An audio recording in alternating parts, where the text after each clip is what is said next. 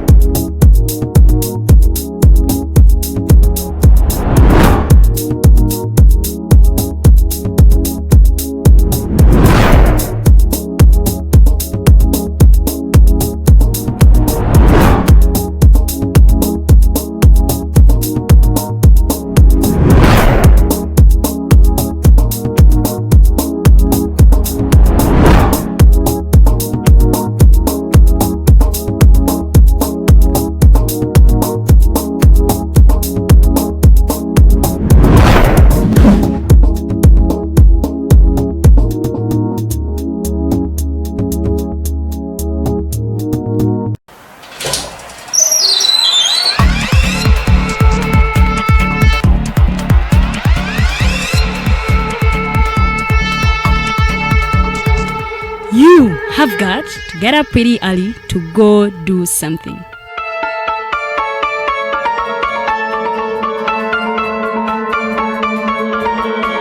We are the Alternative Dig Talk.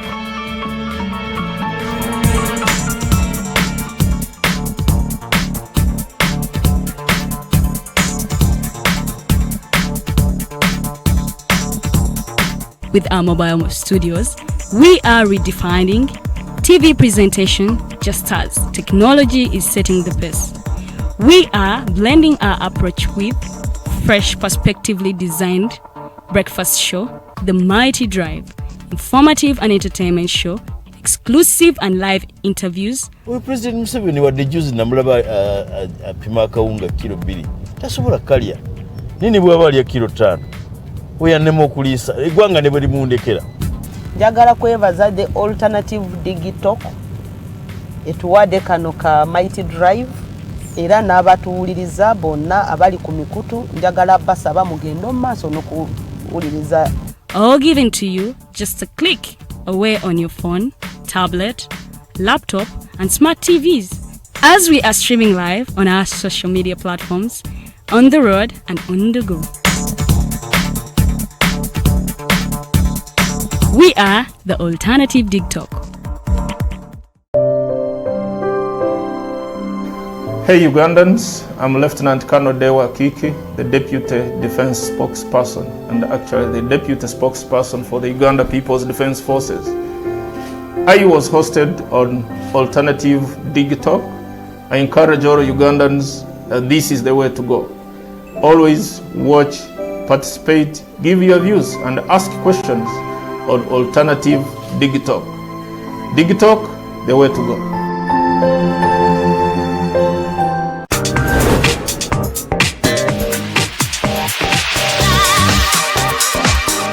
Beautiful people, you're welcome to the Snap Talk with your girl Teddy Tenjo every Saturday right from 6 to 7. It is your responsibility omwana wo kubeera mu nyumba nga teyasuze bweru mbo bamubanja rent. Koyo kulaba abalenzi abasajja abakunga butuufu tebabuulirirwa nga babulamu.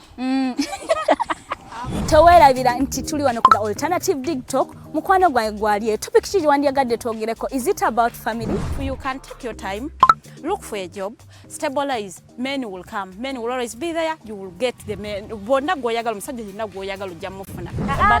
Embaga ketuuke. Bino bintu byasenga na ojja bafuna. Naye ng'oli asitudde ttu yakedde ku macabaga nti nsitudde ttu. Naye nga mubutuufu agambye nti gy'akyali muto. Is it outside family? Is it society? Oh, could it be relationships? Just be commenting nga topic yona gyandyagadde twogereko tujjako tujogera kwano ku the Alternative Dig Talk ku share enganzi the Snap Talk.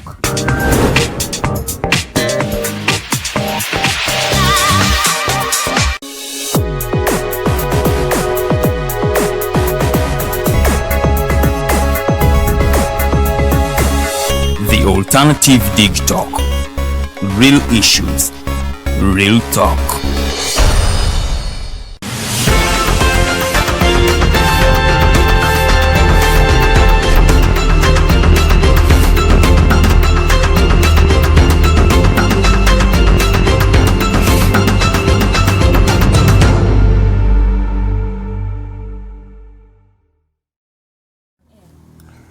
A very, very good morning and a warm welcome to the Mighty Drive show. Today is the 5th of July 2021. Ladies and gentlemen, I welcome you aboard on this edition of the Mighty Drive. It is a Monday, a cold Monday. It is right here in Kansanga, where we are best as the alternative Uganda. Ladies and gentlemen, welcome aboard, people who are watching us from the different parts of Uganda and different parts of the world. Various people are watching us from various places. We have people from South Africa. Thank you for watching. We have people from Dubai. Thank you for watching. We have one gentleman from Thailand. I think, yes, Thailand. Thank you so much, guys, for watching. A couple of names that I should mention. I would like to say Lydian, thank you for watching. Alex Atwemerireho, thank you for always watching the Mighty Drive every day, Monday to Friday. Wamala Charles, thank you for always being there. Ezra Dongo, you're always watching the Mighty Drive. It is an honor for you guys to just wake up every morning at 7 a.m.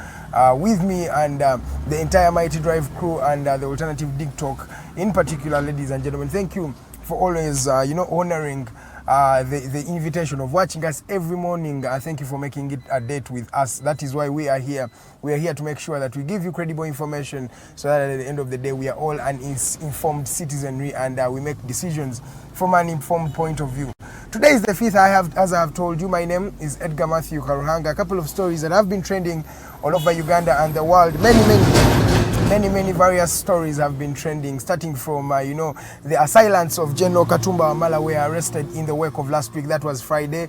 I think that is when the police actually came out to declare that the assailants of General Katumba Wamala had been arrested and aligned in front of the public to show them that there is something that has been done by the police. That has taken, in fact, 1 month in order for these particular assailants to be arrested, because we remember the assassination attempt on General Katumba Wamala's wife was then on the 1st of June 2021. So a month down, they have got a couple of members and they are connected to a certain terror group that and more is coming your way. A couple of stories that are going to come through as well. We have the constitutional ruling against the civilians being tried in the General Court Martial. Then Nabbanja might have tweeted that some of you who have been anticipating a lot of money, you've been seeing a lot of talks on social media coming from the different social media critics and different social media users asserting that the Nabbanja, the Prime Minister of Uganda, will be giving out money relief to the different, vulnerable communities. But we are not yet sure if this is going to happen. We shall be opening our eyes and make sure we give you that. But there is a hint that maybe the COVID cases might have not been surging, and so it is safe to revise this particular, decision. But then we have a couple of people who have died in a plane crash outside Uganda. I'll be telling you the country.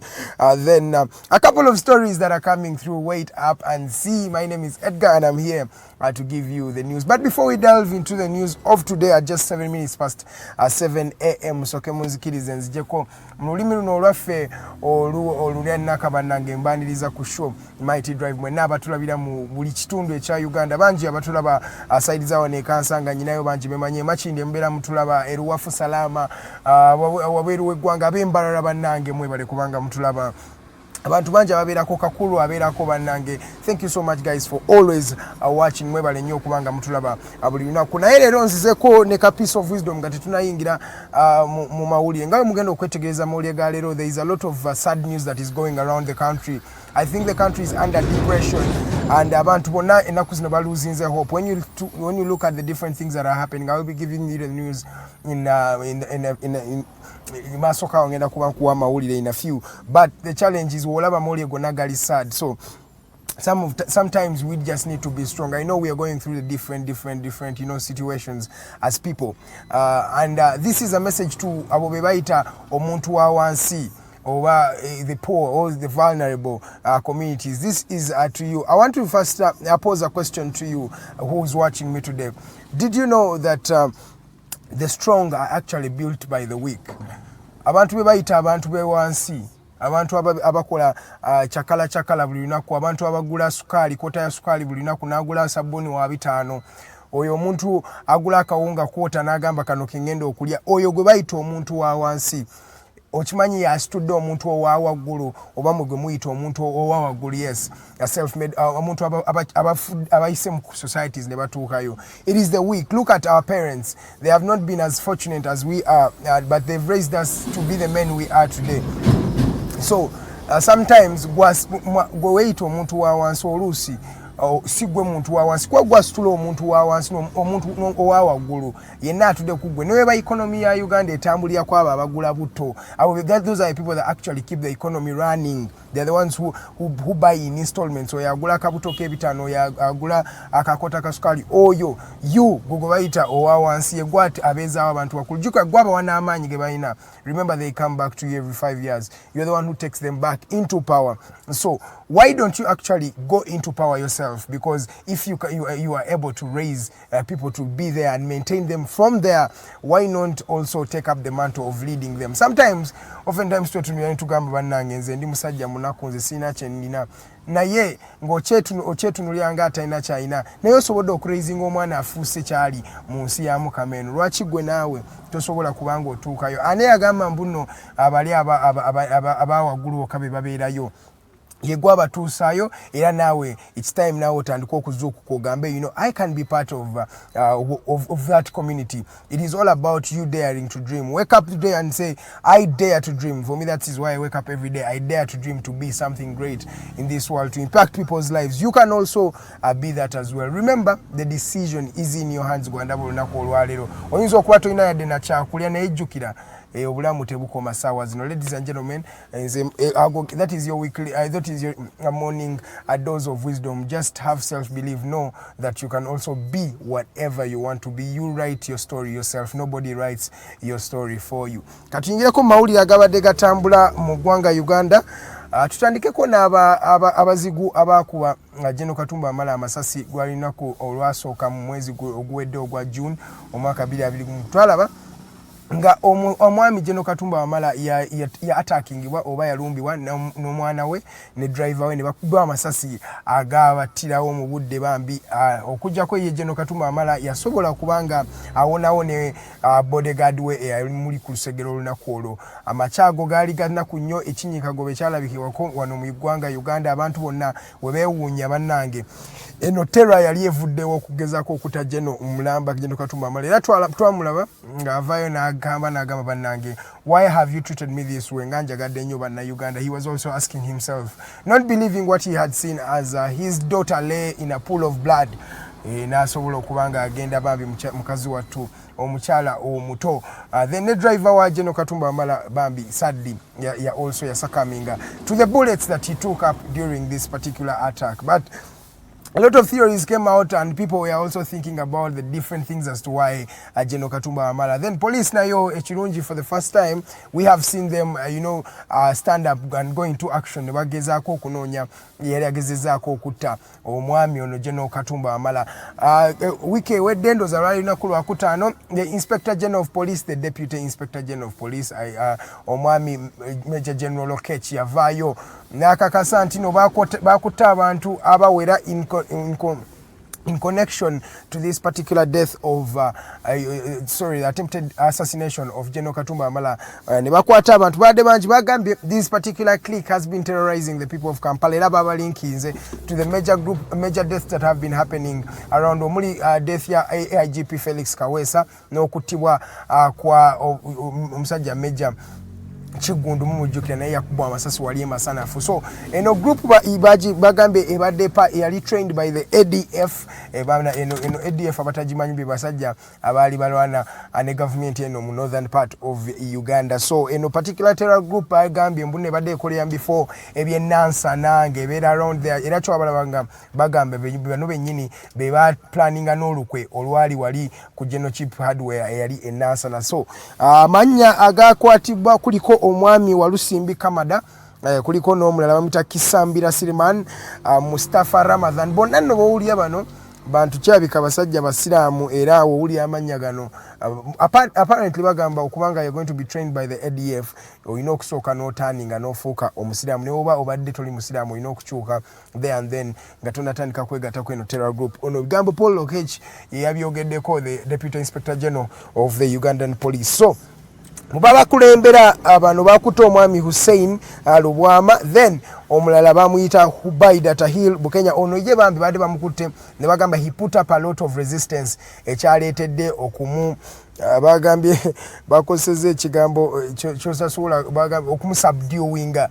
So tetumanyi ngeri bamusubduinze oba bamukube masasi ne bagambye bamusubduinze we yagezezaako okulwana nabo era he succumbed to the injuries enafa ezo injuries banange zeyagezaako okufuna bagamba yateekako a lot of resistance oba resistance arrest. Of course baba ino okuleeta force oluusi eyinza okuba nga si nnungi gy'oli. So otogeranga polisi Major Paul Lokech Major General Paul Lokech abalaze nti no ye ekintu kino kuzanyiramu era agenda kubanga akola omulimu gwe with utmost faithfulness and entire obedience. So omwami Lubwama Hussein Hubaida Tahir bano badde bakulembera kino ekibinja Lubwama Hussein ye yakwatiddwa era ne bamulaga wali abantu badde bamubise nnyo. Then n'omwami Hubaida Tahir Bukenya ye teyasobodde kubanga awonawo okubanga akwatibwa ne bamwalining in court as what the constitution mandates, that you are arrested and then are tried in a prison so that you can get your sentence from the court rather, not from the prison. So goge mawulire ku bantu abadde batigomya Kampala era be bantu abatta we bagambye abagezaako okutta General Katumba Amala ne battamu omuwala we bambi ne driver we in that dawn of 1st June 2021. Tugereko mawulire amalala yo Constitutional Court yavuddeyo nekakasa nti no General Court Martial teina buyinza bonna as mandated by the Constitution okubanga trying any civilian. Juka abantu bangi no bawandika ku nsonga eno ne bagamba ne lwaki abantu ababulijjo bakwata ne baba trying sa in a General Court Martial. In fact Constitutional Court yalaze mbuno General Court Martial is not constitutionally mandated to in fact to try anybody okuja continue majego eringa it's the other arm of the disciplinary committee of the army. So bagambe in the constitution the General Court Martial is actually not mandated anywhere under the law to be doing what it is doing, to be prosecuting and trying. Ate jukano in the General Court Martial notezanya kubanga waliwo abantu beyale tryinzeko ndoza bajukira mu mwaka gwali gwa 2009 waliwo omukyala wo munnamajo gwe bateekako kubanga yasse bbaawe ne basobola ne bamusentensinga to death okubanga attibwa. Mbo kino kikolenga example eri abalala bonna abakyala b'abannamagye okumanya mbuno bannange omusajja takola ki tamanyirwa baawo nga munnamagye okujjako buli omu yeebuuza eno mandate esobola n'okusindika death sentence eno General Court Martial egijjewa.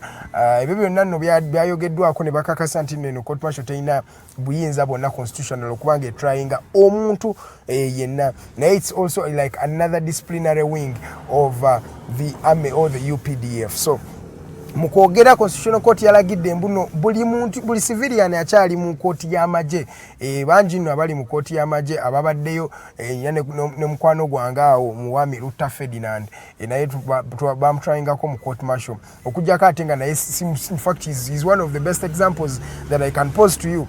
He's not a UPDF or an army official, but he was tried in the General Court Martial.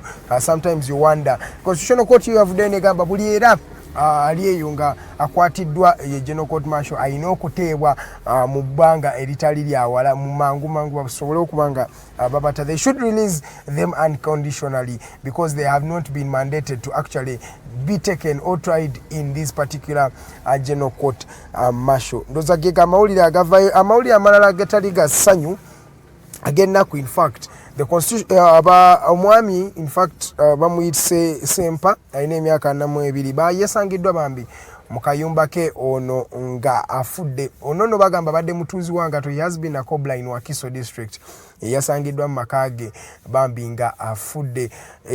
According to abantu abadde babeera naye nokola naye bakakasiza nti omwami ono alabika yafudde enjala yabadde takyakola okuva lockdown yokubiri bagiteekako ne institutinga in the country abantu bangi badde tebakyakola. Nagamba mbu naye bambi ensimbi abadde takyaziraba nga zimwekubya mpi. So bamusanze mu nyumba ye nga apparently abadde afudde enjala. Bino bannange be bantu bano bye baleewogerako okubanga olunaku abatakoze abatagenda kulya. Ndoza gavumenti ekintu kyokuwa abantu ensimbi bakyanguyemu nga bebadde bateesa mu kifo kyokuba nga basooka kubagana mpawa if they are going to give people money or they are not going to give people money. It is high time that people will start giving them money. Tuve mu kuteesa tutandika okubaweerawo, because I tell the more you start to procrastinate is the more people lose hope, is the more people die. Like now, we wouldn't have lost this gentleman's life, Ssente, 42 years, he's a young man. I don't know why he had to die in such a situation. So these are things we have to talk about as communities and as a country, Uganda. Then mawulire amalala ye Nabbanja ya hintinze okubanga abayinza okuba tebagenda kuba na Uganda nsimbi. According kumukutu gwe ogwa mutimba wala oba Twitter ya postinze nakakasa nti no COVID cases zibadde zikendedde okuva lockdown we yatekebwawo. Of course zinokendera because everybody is where they are. Sometimes some things we just need logic.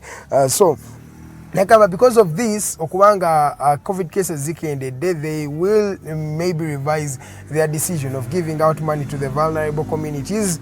Nebagaba bayinza ozichannelinga into something better. Okujja kukati kine olusi, it is a good initiative okubanga balowoozaako okufuna ebintu ebya naye ate ne kino just the mere fact that you have not recording cases. There are people who cannot even move from home. Ganasobola kutambula nagenda mu ddwaliro. How will you know that they have COVID-19? Of course you won't mark that as a statistic. So you will think that the country is getting better, yet actually people are dying in their houses. Kubanga nze buli wempita tewali wano muhudu zaffe ze tubeeramu buli woyita olabawo abantu bannange nga bafiiriddwa oba waliwo gwe bakaabira oba something like that, or at least ku social media gyalabako rest in peace. So bino ebintu byokugamba mbuno just because you don't have cases that means people are okay, and that means you don't need to give them money. It is wrong. There are people like Ssente who are dying in their houses because of actually hunger.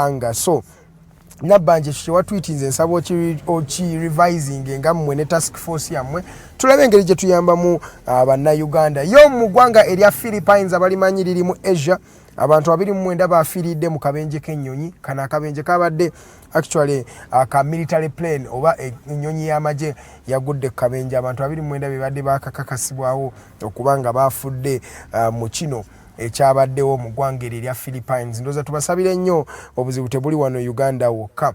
Then era still about bad news today. I'm not giving you a lot of good news because there's not a lot of good news that is going around the country.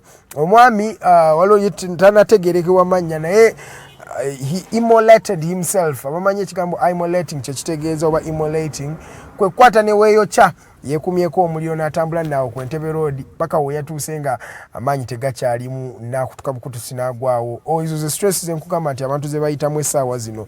Omwami yatambudde butambuzi ne yeekumako ennaali oba omuliro n'atambula Entebbe Road awo ng'akakasa abantu bannange mulabe ki ekigenda mu maaso. So bwatyo yafudde wali ku Entebbe Road, tetunakakasa mannya ge nawa gye yavudde nakyo ekyaletedde okubanga kino kibeerawo, naye tujja kuba tubikubuulira as soon as we get the news about what really happened to him. But what you should know is one person set ablaze on himself n'atambula along the streets of Entebbe Road.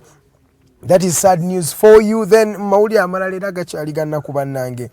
Waliyo amawulire gavaraka ino ojuka. It's Monday. I give you news from the entire spectrum of the world, in fact of Uganda bonna ensokolo zonna tugenda nga tukuwa amawulire agabaddeyo. Erakai bambi waliyo omwana wa mwezi gumu eyaliiriddwa embizi. A pig actually ate a 1 month baby.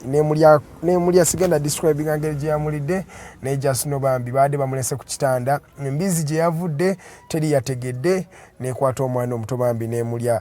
Sad news coming in from that part of Uganda, that is Rakai district at the border of Uganda and Tanzania. Bamanyiyo mumanyiyo. So that is sad. Then the telecom companies omuli Airtel ne MTN tezinaba kubanga ziteeka 12% data tax nga bali bakiisa in the financial year enetandika.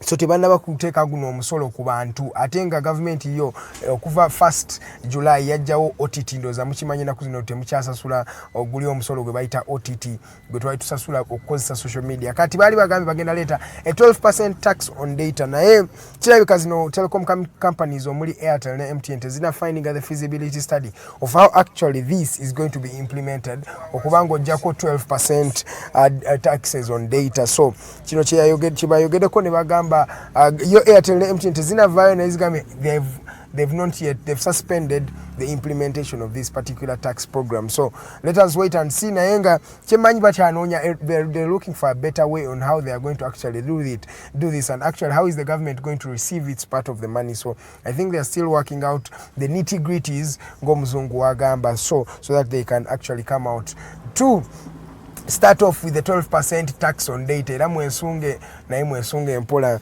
mujja kubanga mutandika okusasula omusolo kubanga it is your role as citizens to pay taxes. Mawuli amala yo government yeyongedde okufuna ensimbi yafunyeyo debt endala oba ebbanja eddala lya kawumbi kalamba akadoola wozitigattamu za Uganda bwe butabalika obuli awo mu 3.5 trillion obutabalika busatu n'ekitundu. Abantu bafunye kati 3.5 trillion okuyamba ku COVID-19 n'okuwonya COVID-19 ebadde erumanya abannayuganda. Yo IMF yavuddeyo ne bawa ssente zino. Naye otunyala no politics of the world, IMF temalaga kuwa ssente oba World Bank abadde tebakimanyi. These people, they fuel their interests. Nti wotunulamu engeri gye bagabamu ensimbi zaabwe agenda kuzikuwa naye alina kyabala mu maaso emyaka nga 5 okuva ssaawa zino bo bajja kubeerawo ne Uganda ejja kubeerawo naye mu abajjayo zino ensimbi temujja kubeerawo. So bannayuganda abalibeerawo abaana baffe naffe kyemanyi tuli batukyaliwo mujja kubiwulira aba tujja kubiwulira kandi megamba mujja biwulira kuba nange ndi musasuzi wa musolo tujja kubiwulira.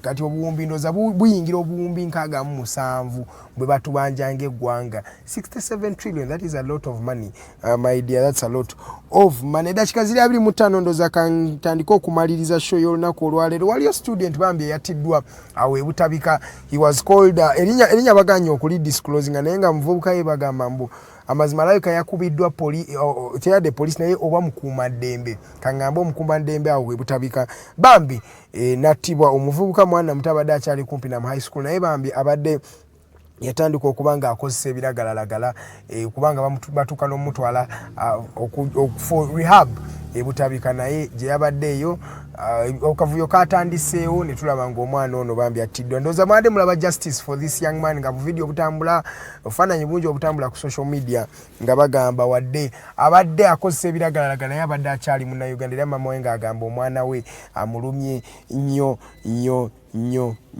Ndowooza tumalirize show yaffe ey'olunaku olwaleero amawulire gaffe ag'olunaku olwaleero Ethiopia ekiri mu ggwanga Ethiopia ndowooza mwamanya mbu Tigray forces nazo zeekolamu omulimu. Jjukira gavumenti yajjako mu Tigray region eno awali okwekalakaasa bano tebakkiriziganya ne mainstream government eya Addis Ababa mu Ethiopia. So twalaba nga mainstream government yasindika bannamagye ba Eritrea baatugumbula nno abantu b'e Tigray, abantu bangi abafiira abadde bafiira mu lutalo luno olubadde mu Tigray. Jjukira Tigray yagala kweseceding oba kufuna independence okubanga nalyo ggwanga lyayo. This is the eastern part of Ethiopia. Naye mainstream government ya Ethiopia yegamba temwina gye mulaga.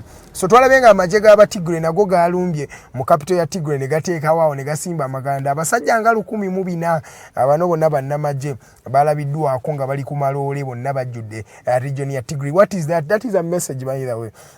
Olabanga bannamagye bakutta amamundu bambadde combat ate nga si bannamagye baggwanga lya Ethiopia naye nga bannamagye ba region ya Tigray. That means balina message ba passing on the people who are watching them. Balinga abagamba mbu kati ffe tuyingidde mujje mutukimewo wano emuli. Twalabenga mainstream government tenaba kureactinga kugana amagye aga alliance mu region ya Tigray. Eringa egamba region ya Tigray mbuno basobola okwerwanirira boche badde balinga abaagala communicatinga eri abantu ababalaba.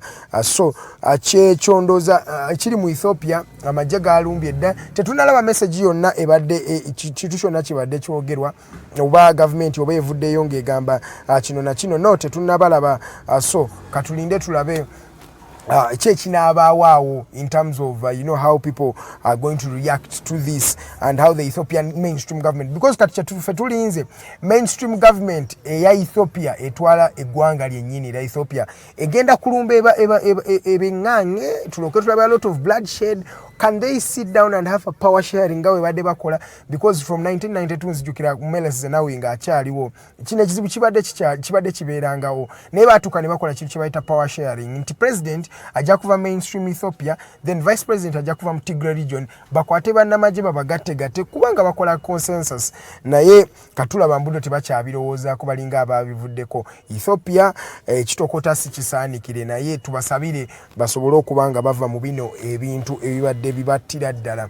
So this is what is happening in that part of the country. Will we see the mainstream government crushing these people, or it's going to be something that a consensus, and they talk about these things, that is Ethiopia for you. Then ngatumaliriza ndoza Civil Aviation Authority ne Uganda Airlines bali mu kunoonya abantu abagenda okutandika okubakolera. So gwe ng'olina expertise yonna okukola mu nnyonyi, bisaba by'ennyonyi ebyo, you can write your resume and send it to the Civil Aviation Authority website, or you can send it to the Uganda Airlines. Bali mukulonda jukane President Museveni achogerako linagamba bana abantu bali bamuzanyirako aba Uganda Airlines ga corruption nyingi yaletambula mu Civil Aviation Authority n'abayiwa bonna, so betaaga abantu abapya who are going to come on board okubanga bakola. Then Operation Wealth Creation nga maliriza yo yawadde ya supply nzera government with 1,500 metric tons of beans at 8.1 billion. Jukira Operation Wealth Creation yetambuzibwa muganda wa president Omwami Salim Saleh. So yatambuze ntwalabe yafunye ne Sylvia Ward kati she's one of the directors in the Operation Wealth Creation. Bakola omulimu gw'amaanyi ne tenda za government zo Ssente bazifunye ddala mu abanyumirwa sports Euro zo ziri ku semi-final etwogerera ng'eggwanga era Italy lyakuba Belgium kati ligenda kubanga lizannya eggwanga in fact katusandike ku Denmark agenda kubanga azanya England after England we yakubye Ukraine goals abadde nnya akubwerere. Then Italy yakubye Belgium okubanga ayitawo yamukubye goals adde bit eri yadde akisuubira, kale bantu badde bakisuubira a bit because Italy has actually been consistent. So Italy eri mu semi-finals, then England is going to be versing Denmark. Tugenda kulaba now Italy nga yeegatta ku tiimu zino tulabe engeri gye kinaaba akigenda okutambulamu. So Euros ziriwo ezityo wetwogera nga Denmark yeetuuse ku first semi-final since 1992 basembayo okubeera ku semi-final mu 92 baawangula ekikopo ekyo, ate nabo bali under situations nga zino zennyini.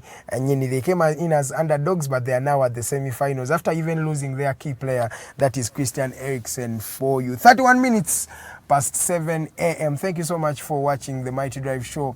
Okubanga werekereza obudde buno tulaba olunaku olwaliro gega mawuli agabadde gy'otaabadde oba gobadde tonnamanya, era nkyasanyu nnyo okubanga nga kutuusizaako olunaku olwaliro. Tugendagendako for a short commercial break. When we come back ogenda kwegattibwako omukyala Farida Bikobere ababuuzeeko ababuulire ye ensi agiraba atya, abawene ku magezi ge ng'omuntu tubenga tugasharinga kuba bagamba amagezi guba muliro oba togulina ogenda ewamu n'asobola okubanga akola ki ng'akuyamba. Kamanya gange nze Edgar Mathew Karuhanga. Let's go for a short commercial break. When we come back, the Mighty Drive continues.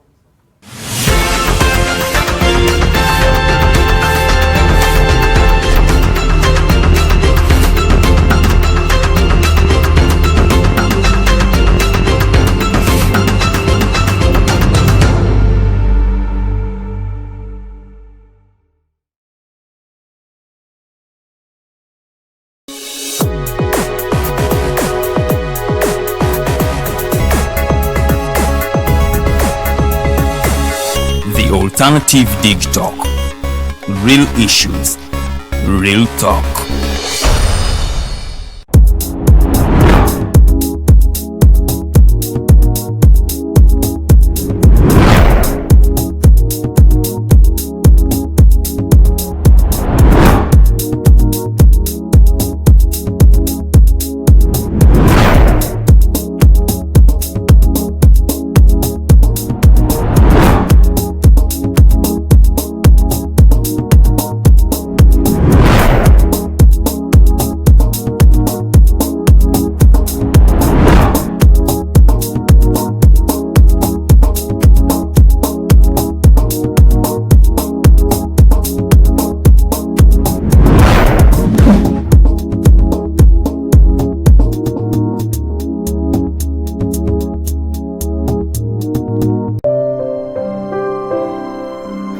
Hey Ugandans, I'm Lieutenant Colonel Dewa Kiki, the Deputy Defense Spokesperson and actually the Deputy Spokesperson for the Uganda People's Defense Forces. I was hosted on Alternative Digital. I encourage all Ugandans that this is the way to go. Always watch, participate, give your views and ask questions on Alternative Digital. Digital, the way to go.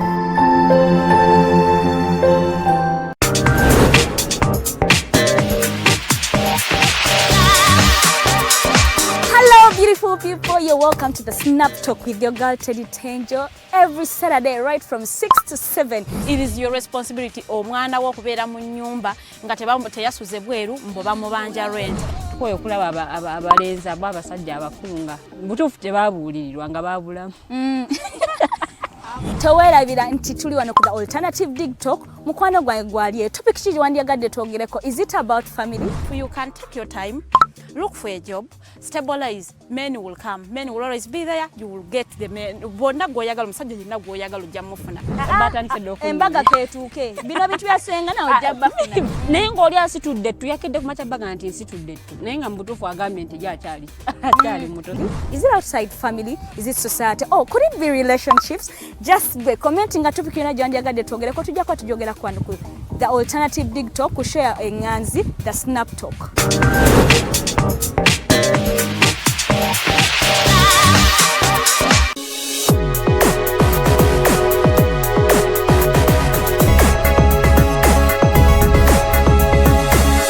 The Alternative Digital.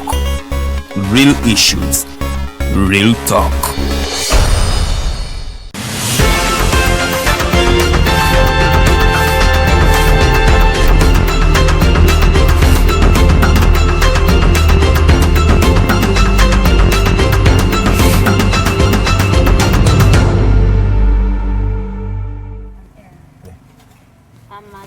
Malonji omukwano atukereddeko ku mpewo zaffe za the Alternative Digital.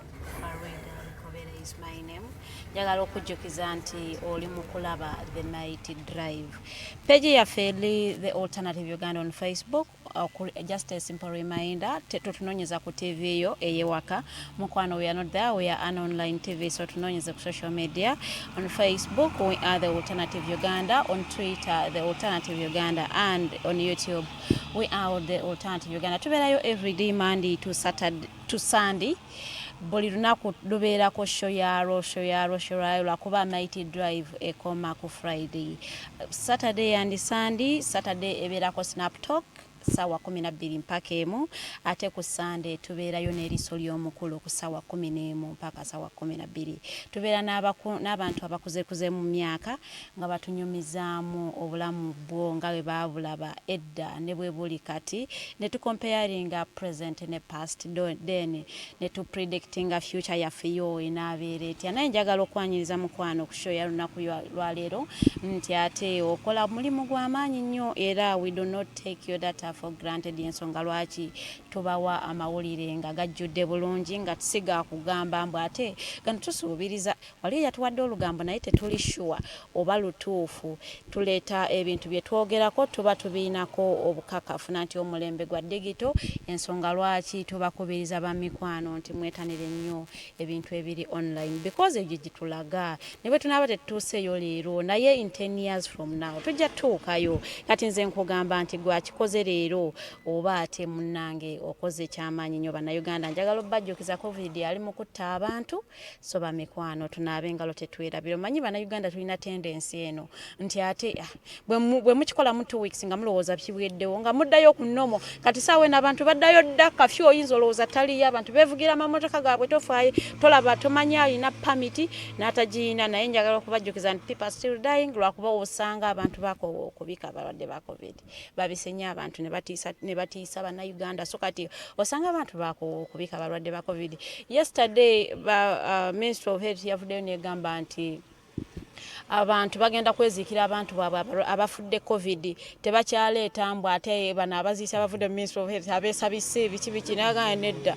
bagenda kutandika okwezikira abantu baabwe family egenda kutandika okwezikira omuntu waayo bw'abanga afudde covid kati awo abibuuzo ebijja ne beebuuza n'ogamba kati ani yakoze autopsy report neraga nti omuntu afudde abatakyasobola akawuka kumuvaamu kwasa abantu balala oba bagenda bano abantu ba family bagenda okwasaganya okuziika bagenda bawa zino bino ebintu ebyokwesabika gloves byonna okuba nti tebacontractinga ka virus kano so mukwano ffe tukubiriza gavumenti yo abeeranga maama akuyambako wakuyambye bwoba otuuse wootuka n'akuta agamba kati gwamanyi oba ofafa bwoba tofa weekolemu omulimu naye nga tujja kutunulako ku motivation quote ey'olunaku lwaleero naye nga before I give you our quote of the day njagala okubuuza tujja ngamba our quote of the day, our motivation quote of the day. Do you even know what motivation is?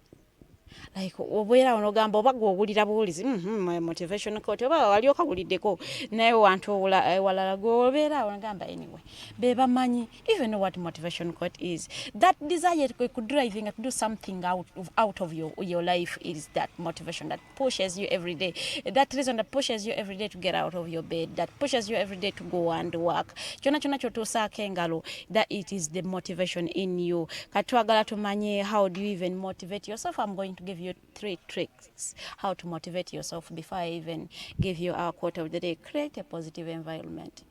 There are those days when you wake up nga wulira toyagala agenda kola kati ngolwayo tubadde tunyumya mwana gana naye tuzokusaka kuba katonyanga wulira ennaku boy create a positive environment. Bowulira nga obuyimba bukutesa bukutuuka mu mbeera like they put you in the mood to work or to go to and work. Kubayo ka music awo we preparing play those songs that you love most. We preparing as you listen to those songs. Most times gospel songs put me in the mood. Like I'm praying like I should go and work like mbandi energized. So mkwano create a positive environment. Number 2, celebrate your small wins. Because the big wins don't come in a day. Bolinda big win you're celebrating togenda jifuna. But set small goals. When you win them, celebrate them. Go for a glass of wine. Do a house party. What do you mean by you don't have a lot of liquor? You shouldn't have a lot of liquor in your house to do a house party. Buy a half kilo of meat if you can afford it.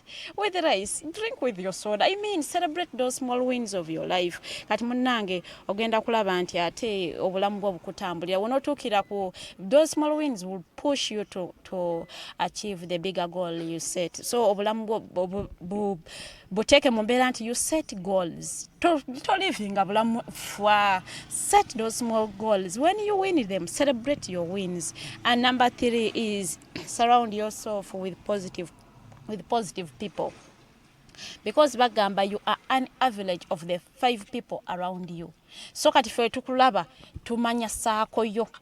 We tulaba empisa zo tumanya abantu abakuliraanye. Someone chovola bagamba omuntu yali musiru abantu bana abedda abageresa nti mbulira gwoyita naye nkubuulire empisa zo. So fe tulaba bulabi engejje bwayisamu ne tumanya saako joyina ekuli around. So agamba surround yourself with positive people. Abantu abagenda okupushinga kwa achieving goals zo. People who believe in you, people who will help you, people who will motivate you. Bebantu boyino ate okubeeranga munange webeza nabo tobera n'abantu abakugamba lero tugenze wafunye omusala tugende mu kibaala tuludde okukuba okugendako mu club tudde abantu tebajja kuzimba. Surround yourself with people that will develop you. Abantu abakubelievingiramu, abantu ababelievingira mu dreams zo beba abantu ate mukwano abagenda okuyamba okuba nti you achieve your goals. Our quote of the day is munansonyi wambala mbuludde nnyo kubanga mbagamba quote of the day nga temumanyi ne quote of the day. You don't even know how you reach it. So our quote of the day is we need to accept that we won't always make the right decisions. We need to accept that we won't always make the right decisions, that we will scrap sometimes. Sometimes we will make the wrong decisions. Sometimes you will make the right decisions. When you make the wrong decisions and things happen the way you never expected them to, don't give up. Togwa mumanyi. Because we need to understand that failure is not the opposite of success, but failure is part of the process to success. So that is our quote of the day. Mwebale kubeera nga mutulaba ku Mighty Drive olwaleero ndi mu studios ne Edgar Mathew Karuhanga anekedde mu black ndowooza atusiriza concept ya feri ya Black Monday tetumanyi oba ekyagenda mu maaso nakuzino ndaba abantu bafuna ebintu anytime kyeka buli Monday bera Black Monday I guess. Maybe. Eri official inakubeerayo mu November, right? November 3rd. Yeah. First Monday mu November. Official Black Monday. Naye abantu enaku zino baga it's a Monday ngotekako black. And black is a good color. Yeah, for me it's my favorite color. I like black. That is my favorite color, black and white. So. Oh. Black. Kitufu onekane njagamba oba twafunyeyo mulamu eye waka. Mulamu tetunaba mufuna naye tutumunonya otuli kati tuli serious ninga tutumunoonyeza mu kiseera ky'abantu abali waka. People won't take advantage of you nanti oli essential work abamu batudde. Kati ekyo kyekisinga you know into your love still nyukwa. Tuyogera katono nnyo. Yes, the thing is kyekyo kisinga okuba okinfuula skeptical that I don't know if this one likes me for who I am, for Edgar Mathew Karuhanga oba ayagala the vibe of Edgar Mathew Karuhanga. Kati ebintu byanjawulo ayinza okulaba nga obeera mu maaso ga kamera alaganze ekyo kimu naye nga ate mu mutima takola ki takutegeera. Asitasiyo gye nalabye ejjo yanneewunyiza ne ngamba omwana oba Farida, good morning. Good morning.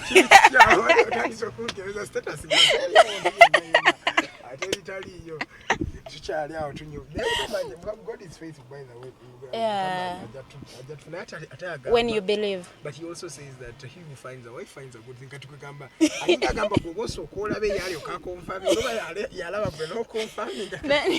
Uyo mwana yagamba nti Mukama Katonda tagenda kuva ku ssaala z'abali abali emulaga bali mu kufightingira obulamu bwabwe ate kugwa anoonya omuwa omugano nya girlfriend oba boyfriend gwe kyo kyekolereko muleme kusumbwa Katonda.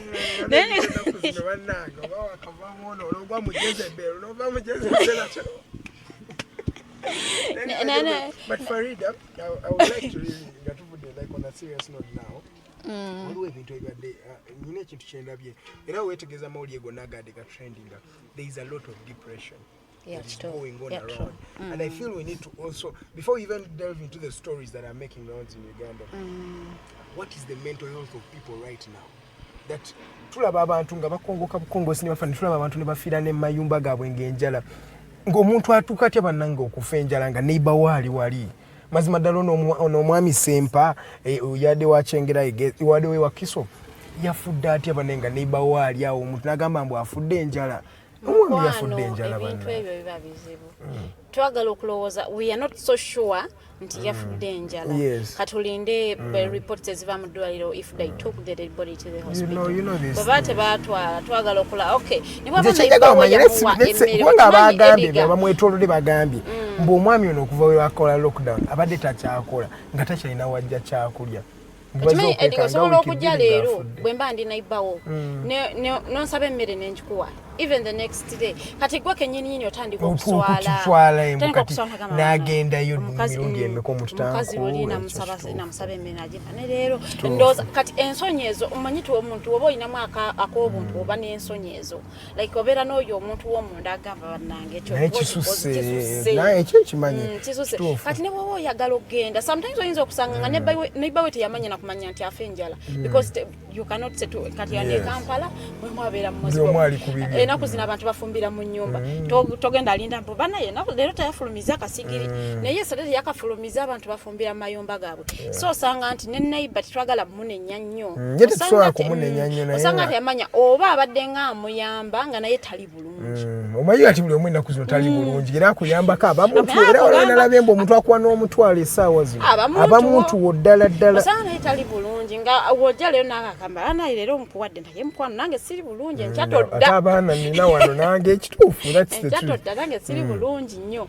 so osanga nti munnange ne neighbor tetwagala naye nze ntera ogamba abantu bannaye mukebere ku banneighbor bammwe bwoba olina mukwano gwo mukebereko olaba ali atya covid ali mukutta abantu obulwadde buli mukuluma abantu bali depressed people need people to talk to naye nga tebabayina bakubirako mukubira akasimu omuze oli otya oli bulungi is there anything bothering you? I mean you do not lose anything bwonkubirako nombuzaako oli otya yobulamu bokutwala butyana ituli mu mbeera mbi abantu bali stressed abantu abalina families ewaka balina abaana kati bali ku ssomero abaana bakulu sometimes balina abantu balina stress eyitiridde balina okulabirira abaana balina okusasula rent abamu ngaffe abakyapangisa batalina nyumba zaffe balina okusasula rent balina okugula emmere balina akati abaana ate tebakola bali waka kati stress eri mukutta abantu ate wotunulamu olaba uze wenda byani stress etuse olabye omuntu eyeyokyeza omwami ku goli ku Entebbe road yekumyeko omuliro abantu beekyaye kingamba mbuno kati like we need to go back to first of all working on the people's minds katunana kutuka kuba kwa Ssente oba biki tukole ku bilowooza ku bintu bye balowoozaako because kacheko yatuse n'okweya moletinga bwatu watuuka n'ogenda ogula paraffin n'otambula ku kkubo teweekyeriza nawe weeyokyeriza mu kkubo n'atambula paka watuuse ng'akutuka n'agwa bugwe wali. That is what is showing you what is happening in our communities. But people are stressed. I don't know how we are going to deal with this as a country because katweta agoba but abalio wemyo webetagisibwa kati bano ba pastors bani ba sheikh bani wetubetagira because abantu banaisuubiri baweddemu. I think you're right. Olabye ddala ngaba ne ku social media kati abantu bakyali konjika luli mu lockdown yasooka nga kuba olubeyu tribal mu exercise tewakyali golaba exercising anogo basale masavu tekyali alina akajanja this time it is sad baba kubanga kiwo nga babajja mu makubo naye ngenda bakera bagenda ku exercise bagenda kati osalaki onasala tolina byolya kwegamba enjayo ke kusala amasavu ewakano kime abantu bali mu kulya omulundi gumu. Yes. Oh. Now let me tell you a story akali simple akazi. Nagenda amakaga abantu. In fact kana amakaga nagenda bamanyi bulungi. Like it's like home. So then tukayo ngande bamwamba tukuwe kamere. Nemba gamba nzivude ku mulimu ngandidde. Naye mu parking nja kaya sapa. Kama mu camping ya parking. Parking kati abantu bali mu covid yo gamba ku parking as like omwana yakingamba tuli mu covid gogamba ku parkinga byebice ebyo so always wali tutaka janja ko nyingi otwalo bwasingo okuba abantu abalala tuli yakimuka ati era utogenda jira wano bireke emmere najireka wallahi ko bali bagira abantu bayina mmere yesterday nade mpita ayitanga ndaba abakutte ebitabo bawandiisa abantu bagamba leta national ID yo wandike namba eri ku mobile money kati nengamba Ssente za Nabbanja zebikano zinatera okujja ali bagamba nange nafuna y'abantu ate naganza okulaba ngagamba ate Nabbanja yagambye Ssente zigenda no ayaba bali mu kuwandika abantu babalimbye Ssente tugenda following zine enkalale z'abantu abafuna akawunga abo betugenda okulondamu tumanye nti ekino ekitundu tugenda kuwa abantu bwe bati kitundu yesa nalabye abantu b'Ejjinja naddala Lord Mayor wa Jinja sitting agamba bamuwadde abantu 7 mu kibuga kyonna be bagenda okuwa Ssente kati ngagamba nti abantu abo batono nnyo population eri Jinja since it is a city abantu bayitirivu bajjudde aliogamba nti abantu 7 out of emitwalo 3 owa otoyambye yadde naye nenjagala ne Kampala kyebaleese ne bagamba mbuno abantu bagendawo abantu mutwalo gumu mu Kanaana ne Kampala business district ekolebwamu abantu milioni 5 ekitone nnyo abakolera mu Kampala lunaku ne bajja ne bagenda otuya Kampala district yonna era eyinza okubanga erimu rafula abantu nga milioni 7 naye ate kati milioni 7 ogenda waka abantu gumu mu Kanaana mutwalo gumu mu Kanaana kibote kiri feasible bulungi so kati omuntu alina abadde n'essuubi mwaka akasente nawulira namba y'abantu gye bali mu kuwa awo depression si bwejjira osooka n'olowooza osanga siriimu ate twagala okukkiriza nti waliwo abantu abafuna akawunga ne batabawandiika manya manyi bannayuganda balina emputtu nze kyemmanyi bannayuganda balina emputtu bakwakalaga namba yako jakaza sigenda njeko banayingana bayine sometimes njaka nnyo kukiziganya ne government ku bintu ebimu baba ofunya akawunga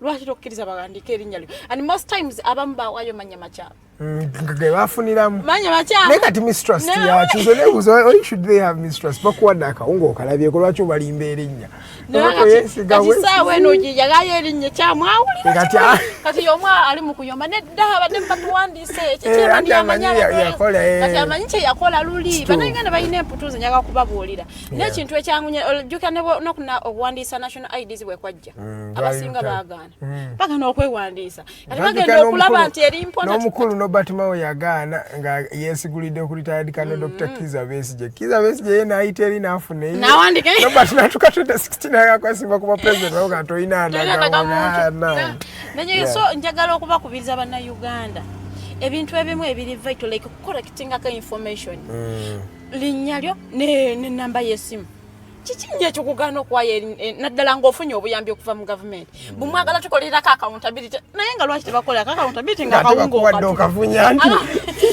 katuti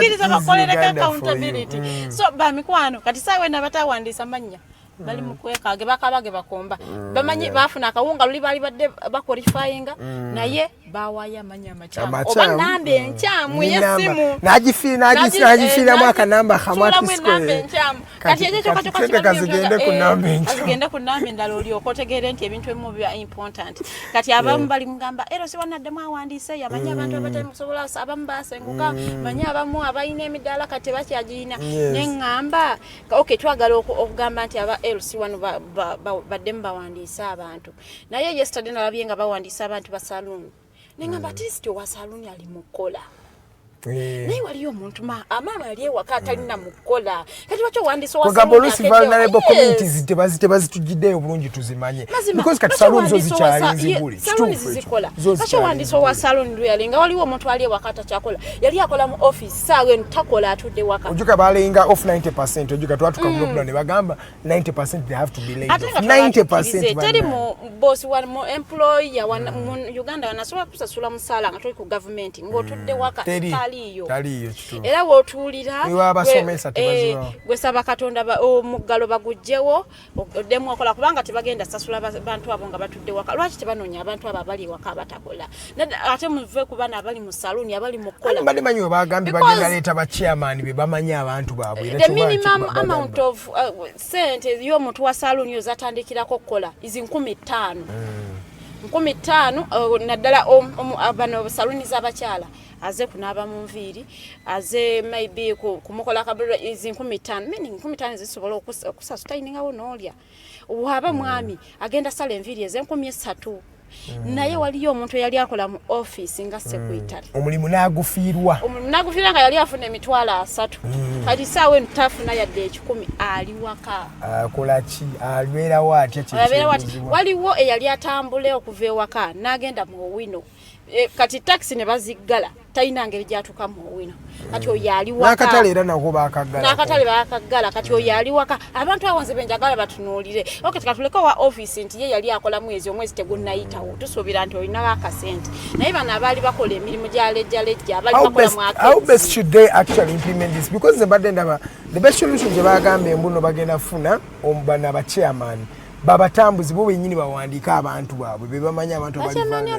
kati bagenda kukola era bagenda oba bali mu kugira present continuous tense bali mu kulya nguzi because bo bagamba tebabasasula government ogwo gwe musaala gaabwe kati oluusi nabo oyinza obutabanenya nnyo okubanga kyebakola baba obugaali oluusi babawayo bodaboda naye tebalina remuneration nti babawa ssente bwezi tiswawe batera okuliira naye kati golooza which solution should they adapt bonga bo nga government okubanga egaba zino ssente because kati nze ndaba maybe the best solution was to pass through the LC1s kwanga bagamba wa LC1 yamanyi omuntu wa wansi paka ndooza be bamanyi families zino ezirina bino ebizibu tukozesa solution ki okubanga babatuusaako obuyambi bwe beetaaga bonga abantu era nze ndowooza bayite mu ba LC because last time akawunga katuka ku bantu n'abatali nnyo vulnerable ne bafuna akawunga ka government because tebayawulamu buli omu yali afuna akawunga because nze nalaba ne landiroodi wange ng'afuna akawunga Ate landiroodi. ate landiroodi mulamba kati oyo kati bagamba nti bagenda kugobera ziri enkalala kati ate era bagenda funa Kuddamu afune. 10 ate ng'agaliwo agyetaaga okusinga ye kati awo naye tebasobola kukwata ne bakwasa buli munnayuganda emitwalo 10 gavumenti eno sente zo tezirina nedda tezirina. Do you think how much money we have 45 million Ugandans nga tubaze buli kaana na buli omu n'okusuka mu large estimation 45 million singa nazo yabadde teyeewola esente zo teziyina. olowooza gavumenti ya Uganda yeewola because terina sente oba yeewola kubanga eyagala amabanja? Waliwo ebintu ebyenjawulo. Yeewola because esente zeyina bazikwata bubi. Zo esente zina naye abaziri mu mitambo bazikwata bubi. Bana basajja kati wesanga nti tezikoze kyezina kukola nga balina kwewola. Katusooke tubalemu nze ndaba bana basajja nedda byakuzanya buzanyi sente ze badiibudda otulamba bali ababaka 529 ne baminisita 8 aba basajja tebafuna sente zikawansi wa miliyoni 4 omwezi ng'obaze allowance ezo baze salary bala mwezo sente awamu bubeera obuwumbi bumeka we baspoilinga kati ngenda kubalira sente zibapangisiza office z'abaana abakulu aba MPs Boulevard ku Kingdom Kampala Boulevard ku Kingdom Kampala ekyo ekizimbe omanyi obuwumbi bwe bateekamu okubanga bagenda kusasulira ababaka emyaka 2 naye nawe ogamba Kingdom Kampala tinogamba Boulevard ogenda kubuza simanyi nti Boulevard eri Kingdom Kampala sorry Wanyiza wana Kampala njiyingide wana nga nkuze ebintu tabikuolwe omuntu bine mukulu so hula Boulevard nga mugase kati rent bwe bawadde ba so oleba sente zibasasula ezo simanya billions zimeka because I think omwezi basasula billion obanga nga 5 ozaba bonna ba MPs ezo sente zibonona waste why don't they channel that money and put it in the people? Lwaki nze gyendowoza why shouldn't government officials get kati ababaka batuulewa ati bakola kikati bali waka uyugamba muna emyezi 2 bajja kuba social workers abo bo batambula babaka bali essential kale baba lwaki tebabasala ku sente ezo because right now do they need the 40 million as Ugandans are dying of poverty ngaliwo abadde atunge nga teyafudde olunaku lw'ejjo nga afudde enjala nanti bana Uganda obuzibu bwe tulina nti tweyagaliza ffekka ate kati gana amateeka gasalirwawo mu parliament ate abo benyirinyiri bw'oyagala basalise oyinza okulowooza nti bameka bayinza okukkiriza bafune saleka tetukyalina mutima gwa ggwanga omanyi enaku zino abantu abantu tebakyayina omutima gw'eggwanga gwaggwawo. We need to come back to that point where patriotism was a must. Enaku zino abantu takyalina mutima buli wobeera ng'olinga ayagala eggwanga lye gw'olabibwa nga ffala. Wanaffe bwe tutyo bwe twali people have bakumalamu amanyi naffe bwe tutyo bwe twali people have lost hope. Nze yakye ndowooza saa zino it's the time we need to re-energize people tubagambe mbu essuubi dikyaliwo sinti kino oba kigenda kubeerawo ekitifu kigenda remaining like this forever. Ugandans we need to sit back and know that hope we are still hopeful ensi esobola becoming better ate tugendera kuvaawo humanity esobola okuggwawo era ne banafa wajja kubeera abanaasigalawo tutandise tutya okubeera n'omwoyo gw'eggwanga eryo ogamba manyi ndi MP naye omusaala gwange guno kanzijeko miliyoni 2 nziwa abantu zidde mu bantu mu kifo ky'okubanga nzaazirya Edgar katupole scenario analysis okedde kumacha otunze ekibanja ky'omuzeyi kyakuwadde mu kyalo obusente bonna obwogyemu obutese mu campaigns osanga ofuniddeko ne bank loan obasuubiza nze kibiki byonna target yo eri mu kuwangula kalulu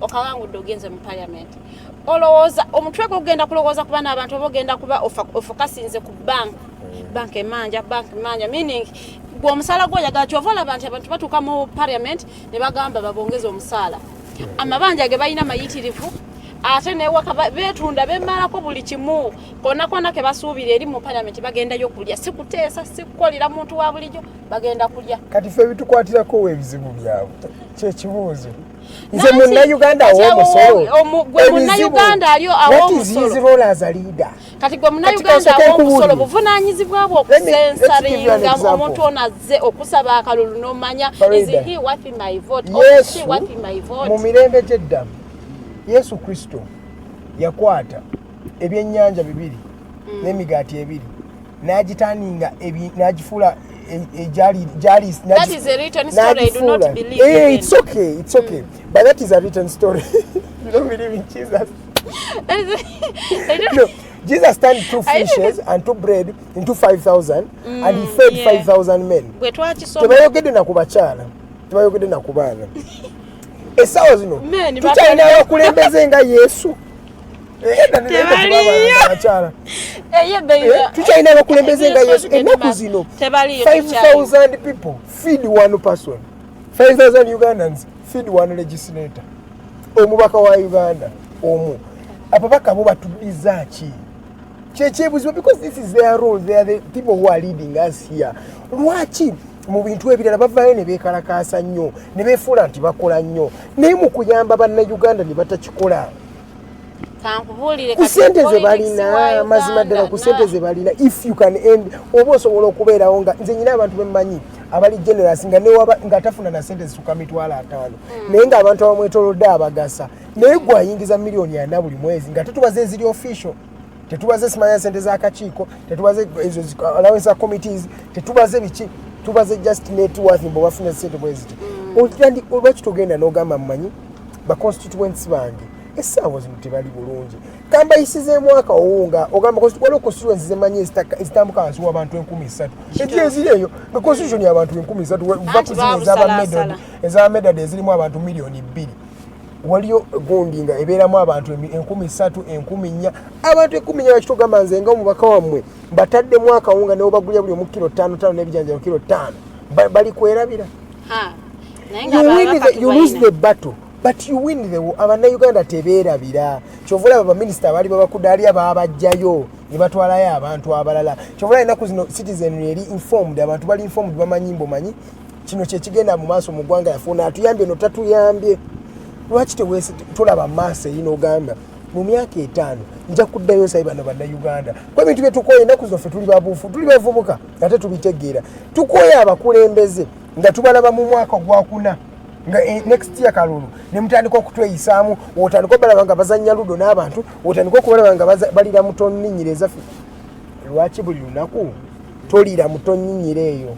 Nanti bannayuganda bali naive mpozi ekigambo ekitrending nti omuntu asobola okujja n'akulimbalimba omwezi n'omubiri bwe baakolanga naye kati bakyatulimba tebakyabalimba tunulira ku babaka be basindise mu parliament olowooza bebe singa munnayuganda yali asisaninga n'alaba agamba ono tasaana kalulu kange olowooza singa tulina eyo parliament bwetyo bannayuganda obalaba saawa eno ebintu nga bwe biri singa baavaayo dda nibayimirira naye buli omu agamba nze kasita afunye ekyokulya kati buli omu afa ku ye. Awo Besigye ekigambo kyeyogera luli n'agamba mbu nalaba abantu abatagasa mu ggwanga eno oluusi kitandise okutuukirira ate n'abagamba mujja tuuka nga mubiwulira bye tuwogerako bwe tubagamba mbu teri madwaliro teri maddagala mu ddwaliro anti gyeyo bye yagambye abo nti kati covid yazze n'abatesitinga nti waliyo lwe bagambanga bannange amadagala malwaliro tegaliyo bano nga bagamba yinze kasita wange nsobola omutwala mu private hospital newensasula akakadde kamu 2 ne bamusasula kati private hospital mukwano olunaku lumu miliyoni 10 ennaku 2 obeera oguza akayumba ekira nga buli okaguza wali ekira kubanga miliyoni 10 oziba osasula buli lunaku that means mu mwezi mu nnaku 2 obeera ne miliyoni meka teziba miliyoni nga ziyingira nga miliyoni katulabenga nga 10 ziba sente nyingi sente lot of money kati nabo batandise okiwulira mu nti webakabanga mu malwaliro teri malagala ngo nga bagamba ffe tusobola affordinga zino kati can they afford that anymore? Nti oluusi embeera ejja mu nsi neekujjukiza nti bannange tuddeyo mu buntu tuddeyo nga bwe twali nga society bwe yali obuntu helping each other okumanya muno tusobola okweyamba okumanya muno sacrifice for each other. People have given up on being good but you shouldn't give up on humility and being good because that is why we were born to help each other to survive. That is why we were born in an ecosystem. Singa bakuzaalawe kamu kazinga eyo ne bakuzaalira mu bantu. It's an ecosystem. Kuyambagana Farida n'okwata ku mukono nange nenkwata kwoli ku mukono fena etwezimba nga society na bino byogamba buli omu ali kuwe Katonda kulaffe fena ndoza mulaba kati abantu mikwano gyo bogamba muno simanya abantu bali abantu bokati namwe abagagga bafiira mu mamotoka gabwe nga baliko oxygen ne bafiirako okitegeera bagamba oba n'emikwano gyo ng'osobola okubira abantu 10 nga they cannot give you 500 my dear. Revise your circle of friends. One time I was in such a scenario. Sometimes I know even my friends are not watching. My might call myself not watching. No, you can't say talk about it. The actual they will watch. They are sleeping. Since they are sleeping, let us talk. I looked through my call box one time. Okay, naturally for me, I'm not someone who likes to beg. People were close me. No, I don't like to beg. I needed 10,000 shillings. I was at office. Nga sitting wetaga kwana nali nerabide bwera bizi Ssente, but I needed that money to just transport me back home. Muganda wange nenonya mu simu yange munonga nayo so mukubira nga bonna sina muntu gwendi free naye paka wena texting mama wange azane nga aperezayo omutwalo nja gukuweereza. Era abantu bonna bwe nalabanga asobola okumpa ssente zo yali my own mother. So chidaye eri kugambye eri ngamba motivation coaching ngamba your people around you get bafe konyaba abantu abakwetolodde your circle means a lot in your life. Sake y'abantu aba abakwetolodde. That is the thing. The quality y'abantu nakuno je tulina abantu bafu. Abantu obera ngolozo omuntu chaliwo kumbe talina namuna bachaliwo nobu. So mfano obera sokera onga wononya mwa asobola okuwa ekyetaano ngogenda kuddaye wa sister wo batata wo ba mama wo kati je mikwano revising. It's not always good okuba n'emikwano nga muli mu same status. Mwena muntu kabira akatwalo katana nayamba munne. Mukabira akatwalo munonya akatwalo katana nayamba munne. Biko n'abantu nga at least mitwalo 10 like tokyogera. It's nothing. Between mukwano gwaffe gamba bwe kumijala ncho batu mwadde mwedde breakfast. Ate takisussa. Aba mwadde breakfast kumijala ncho batu gaba breakfast. Gaba breakfast kuye. Kuba ye lunch we very expensive ever. Like at least you better know you. Aja kwa fiza lunch as cool. Heyo bera ne sako yo y'abantu nga 10 mwena ga. Blood nange sinalya nonya katwalo. Gwako mwana gwe nange kuva yesterday ndi mukunonya mutwalo gombuze njagala kumusindikira sister wange kati eyo soke bate kuyamba nenga munange join our discussion studio line ya Feli 0789 017-145 0789-017-145. You can call us nange netunyumyamuko gwe embere eri mu Uganda ogiraba otya gwe oyimiridde otya gwe ng'omuntu oli vulnerable nawe olinze mitwalo 10 manyi kati baba na Uganda bagifuddemu engombo ogamba mukwano ninze ssente za Nabbanja yagambe temugamba ssente ze yagambe at least muzite mu 7 money yagambe Nabbanja. But the thing made me laugh that she said that made me really think yagambe Ugandans bakuwanika waggulu ne bajja yeddala they lift you up and they take away the ladder ne wefyanka ekigwo naganze munzijeko temupita sente za Nabbanja sente muziyita atisiko mu 7 money naisiza abamanyi bala Uganda ababaddemu namwagadeko abamanyi abana Uganda bayinza okutijisa ababaddemu abamanyi naye nga Fred Mwema yavuddeyo n'agamba nti ekya malwaliro okuvaayo nga bakwata omulwadde oba omuntu afudde ne bamusigaza olw'okuba tannamalayo ssente ono kanso akola ne Fred Mwema and Company Advocates agamba ekyo olw'okuba nti omuntu ono tannamalayo ssente it is illegal. Irigo toyina kwata muntu afudde like n'omulemera ngolokwata na malayo naddala mu bisala bino ebya covid lwakuba nti tuli mu kulwanyisa crisis n'amalwaliro bali badde part of the team abalwanyisa ekirwadde kino it is a pandemic abalwana kintu kiveewo singa ekiri kuba na Uganda mbu tebali mu kulwana tuwone kirwadde abalina access funa ssente buli omu ali mu kulwana funa mu tuvula n'amalwaliro gatukane gagamba oli yamala wiiki emu mu ICU n'afa ne babanga bamanja milioni 10,206 ne bakugaanira one of the private hospitals chikomi zituuka ku taata gange nze mba nafudde dda yaba yazijjewe zisasula mitale let me give you a simple story tata mama wange yafuna accident kati tube nafuna injuries nyingi kati ne batugamba twabera mu ddwaliro for 2 months naye nga bamuteseka ebisementi orova naye era amagumba ne gagaana okuyonga kati mu bantu abajjo tulaba mwalimu omukyala n'agamba nti waliwo omukyala ayunga amagumba like si wadwaliro naye ogenda ne nakanyo like nalaba ebino yes babiyita ekifaananyi yes x-ray n'alaba lyamenyekeddewa alina kulikwata atya so when you have it genda yo kati mzee ne tubeeraho twagenda okulaba 2 months omulwadde tatereera ne tugamba okay ekijja kijje katalafiya tugende wono omukyala batwatukayo omukyala n'amutunulako n'atunagamba mulete n'atunulako ngamba muteeka wali ne bamubuuza ssente mmeka n'agamba njagala miliyoni emu kati mzee naho ngamba mitwalo 10 ngako sizireka mitwalo 10 kati sawa eno omuntu wakugamba ati si mitwalo 10 naye nga miliyoni 10 tegeza gire mitwalo 10 emitwalo 10 kati yazo muzikatange tazisoba emitwalo 10 mu 2 nkaaga okuweza miliyoni 12 mukaga gire emitwalo 10 mu 2 mu nkaaga nga gire emitwalo 10 ezo zonze banafudde baba batandise doko omanyi mu byalo ofa mu byalo balabanga embeera yo batandise okulaba tebakyasobola bujjanjabi ate nawe embeera batandika okutereza ewaka mulime erimeka abajjo okuba abatayina nsonyi bagamba muzime n'entanda mugitandikeko entanda izoka naye waka batandika okuterezaawo era olabanga abantu balina omulwadde nga batandika okutereza ewaka ng'omanya omulwadde tagenda wona omuntu gwe mmanyi laba tebakyalina ssuubi batandika okulongoosa ewaka baterezaawo abaddewo ng'omanya omulwadde ali bubi era bayitawo naku 2-3 nga bamubika olwo gwe mmanyi bali bamusimidde n'entanda mukama n'amuyamba n'alama ne basimbayo ekitooke.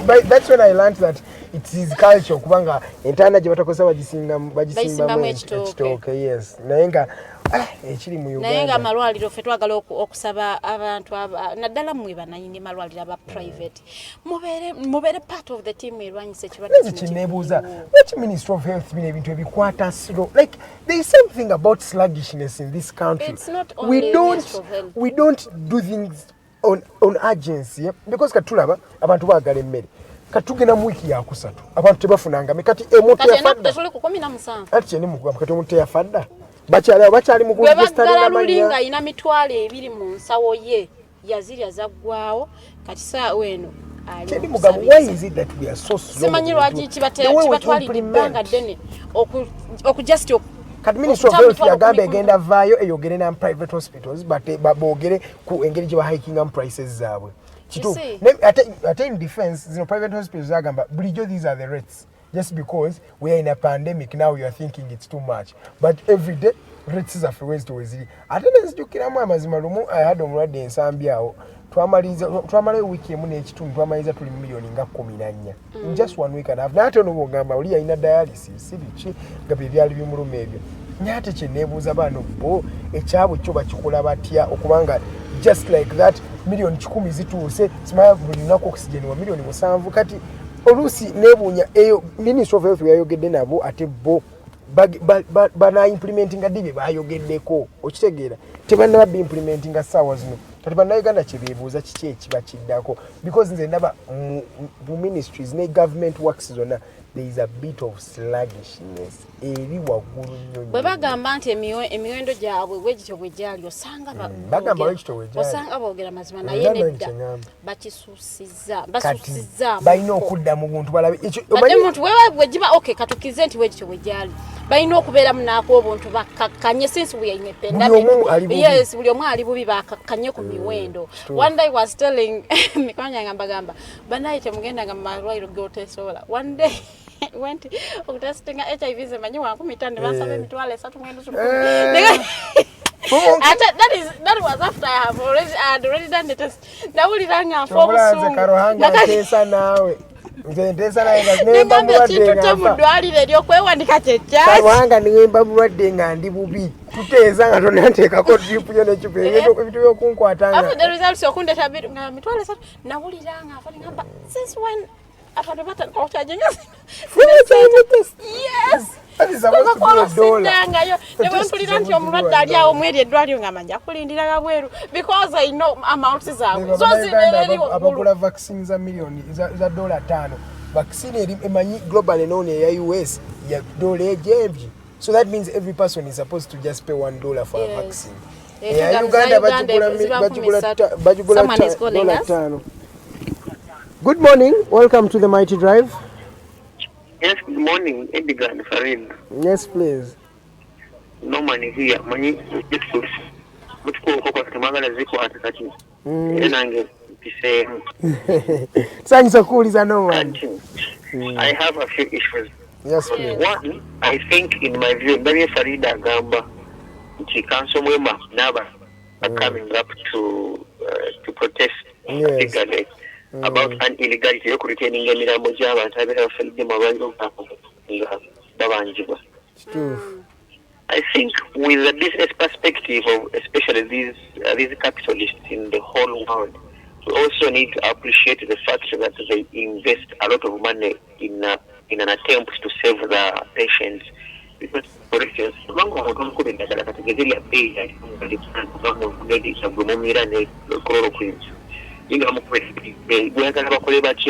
when this person passes on, I think it's ideal ntibalina okukanyaga mente wetulosi omulwadde waffe afudde but also namumutaddemu so baleme kutumbira sente obugambo n'emirambo bagigireyo bwereere I can assure you this what is like it happens bajja kugambanga either katumanyi omuntu bw'aba afudde temusasula so multiplicating sente bwesi tukkiriza okumwadimiking.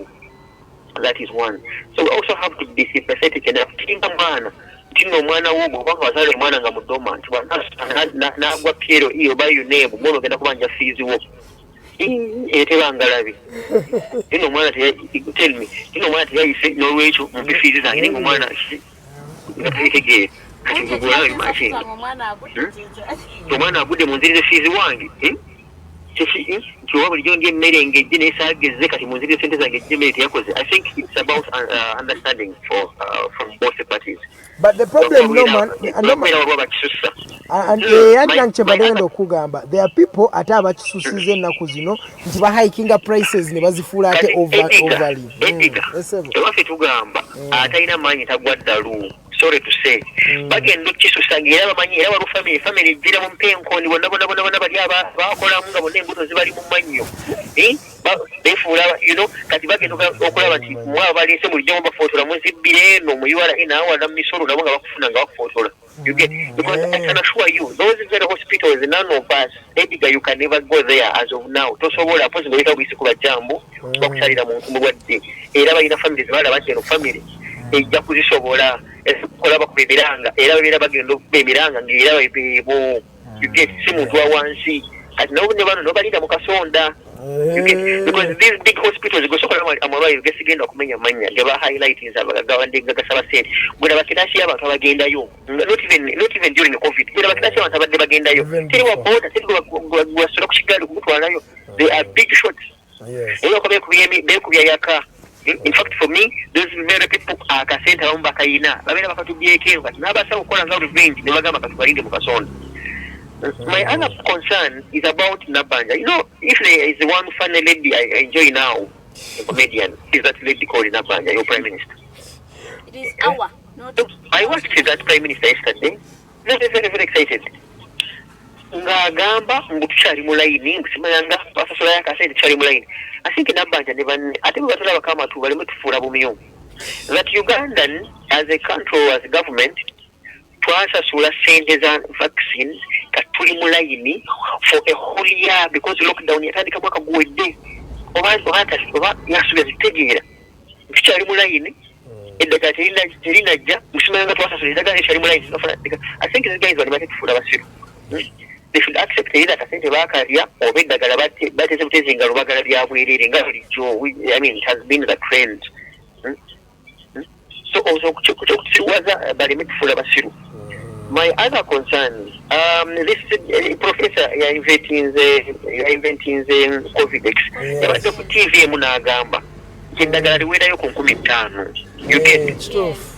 Abadde bammwe kati na mu group mwenalera mu group izine ya WhatsApp group mwenalabye muno ligula emitwalo 8 naye era abambi abajega bamwe abantu bali gwanga lino ne batavaayo kugamba naye manyi kati tukiwa linga eddagala lino buli LC lwaki okwesirwaza kwawo ekyo bakwata eddagala eryo ne bateeka ku buli LC okwewala era bano ababbi Okay. Naye bali aho bakubya yaka as in they are simply making noise. No one is even bothered about the prices of this confidence. You get? So rather bakwataka sente bakateke mu confidence. Bakwataka sente bakateke mu vaccines. Bategwanga abantu bagende beye teri mu gwagwa agenda kulabirira bana Uganda era ekyo ki scheme kya kwongera kubirako bantu in my view. Why confidence? More than one of these professors was like this medicine this should be around 10,000 maximum because pretty well is this government bothered about the cost and the prices of this Covidex? The answer is no. Are they bothered about the production? No. So what are they doing? To make up for the 99 is a 99 single was but for the state and the about Covidex. We were going to go around at times they get much about more Covidex. People would even appreciate more. They were back when they go coffee. I think there is no way. It's purely capitalism and take advantage of this entire disease that is killing and consuming Ugandans. There is no think tank in this government. This country is being run by one head. So even when he is sleeping and he is in trance, without even assessing the impact and the consequences of any decision that he makes. Yes. My other concern, Edgar, it is about NGOs, civil society. These gentlemen and ladies who are running these NGOs know that activists in this country, Bababola, is not a person or else one again of one Kenyan activist, Simba Mwaka Ssente Karuhanga. That one they know. You get? Now you wonder where their budget is. That is a conference. Why wouldn't these civil society organizations also come to rescue activists? Where do they think they are? I mean, how do they think they are surviving? But they have the budgets for conferences. So, but activists and human rights defenders, conferences in the mobile data, and even activists are dying and starving in their homes. These civil society organizations are simply keeping quiet and making big press conferences. For example, the whole world is just upside down. It needs not even Muhammad or Jesus can secure and rescue this country, in my view. So to say, there is a very, very, very still advocating it won't be enough. That doesn't mean that I want to get in my view, and this is a personal opinion in good faith. Bandits are COVID vaccine multiplying at single region. Single region in a factor that akakola COVID vaccine. Then, but what the sentence was supplementing was taken instead of defense but take a mukugula vaccines, but take a mukola COVID abantu bakirire mu kibuga ye asubule bitumbuwa asubula gonja asubula they yenekire mutagira tulisa for a month mitaro kumi cannot even I mean it is just not enough just kumara mazibudde so for me that is my concern so I come out very not very namwe Thank you so much, Norman, to me. Noza Norman omulidde. Consultant Norman just vera ya katusokere ku nsonga ya malwaliro aga private agamba nti nakyera si kirungi otunulira mu business perspective nti abantu bano ba procuring ebyuma byabwe ne babiteeka mu ssente osa omulwadde ono bamuteeseeko ssente nnyingi nga bamujjanjaba naye twagala tukkirize nti kale omuntu ono bw'aba afudde tosaba ssente zonna because ze gwosaba ssente n'omuntu wange tawonye afudde Alisi gamba fena tukoze rosi akagereka tuli mu lutalo president yalugamba tuli mu lutalo akagereka tuli mu lutalo katutese kankuwe ekitundu yes nawo kafuezo okivemu nange omuntu fena tunemeku kuwe katoli agenza ate kati nange omalize because that ekigasa mu Uganda deye wakatunde plot ye yetakajata naye aina concern jayogedeko omukulu Norman jajjeyo n'agamba mbuno n'abantu abagenda mugana amalwaliro era kuvadda sibe bano ba naye nsonga y'abantu mbubone embuto zibali mu mannyo wali abaavu ng'embuto nabo ziri bali eri mu mannyo ayinga embuto ebadde nga sayini wasimbo era gase African communities okimanyi omuntu yabeera no it is just an African setting katika nkuwa example Bill Gates yenkanawa Mark Zuckerberg yenkanawa Ibi biuka byabali byebatawanya ne just bako it's an African setting they think because you are father olaba abantu abanene abayina olubuto webati watuka ne before functions weddings bomwana ntebe ya maaso baba webitiibwa munnange osanga bakuumisa natural abannayuganda kirabika tulinamu amaalo oba abafirika tulina amaalo nedda ebyadda walabayeko omuzungu abeera arawundi abaddugavu fe abafirika balina engeri gye bamutreatingamu ngoyinza ogamba oba talinga bo okitegeera kyekyo kyengamba just because bali balina less melanin fe tulina melanin mungi ebyo ebintu bisooke tubyesonyiwa okugaba maalo ebintu byolowooza nti abantu b'embuto naye wetwogera ku nsonga eri gana amalwaliro abantu tebagendayo olwokuba balina ssente osanga gana amalwaliro amalala tebalina ne oxygen kati olina okunoonya eddwaliro erimu okutreatinga ekyo ekirwadde olina okubeera n'essente tobeera si kuba nti olina essente Edgar ogendako era ku makya otwala omulwaddewo bakurifaringe nga gwe woosobola mukwano obulwadde bwo tebabusobola kati awo bwolemeddwa kibagamba awo wano waba wakulemye kati nga wowe bakurifaringa ngoddayo ewaka ng'omutandika okulinda okuma olumbe ate munaakola ki kati bubituuse nga mazima webituuse esaawa zino because oba ongamba ennakasero bagenda kusaba sente westi oba amalwaliro ago nti baagala nnyo okuboogera mannya naye lwaki muba muhikinga prices nakasero IHK mwe bali mu kuhikinga prices katuboogereko mukimanyi kati olaba zino amalwaliro agasinga gaba gakaaba tuuka okugenda Farida ovudde wanewo ogenza ogambe ngenze nakasero hospital olina okuba owetegese n'akasente ko ng'omanyi okalina oba tokalina mazima ddala sigala emulago bafune engeri gye banaakuyiiya ulabe oba okutuka amazima gwekituuse amanyi tubyogera naye tubanga abasounding yesterday I was reading a story nga guy yaluzinze maama we yabadde mulago ku oxygen yagambye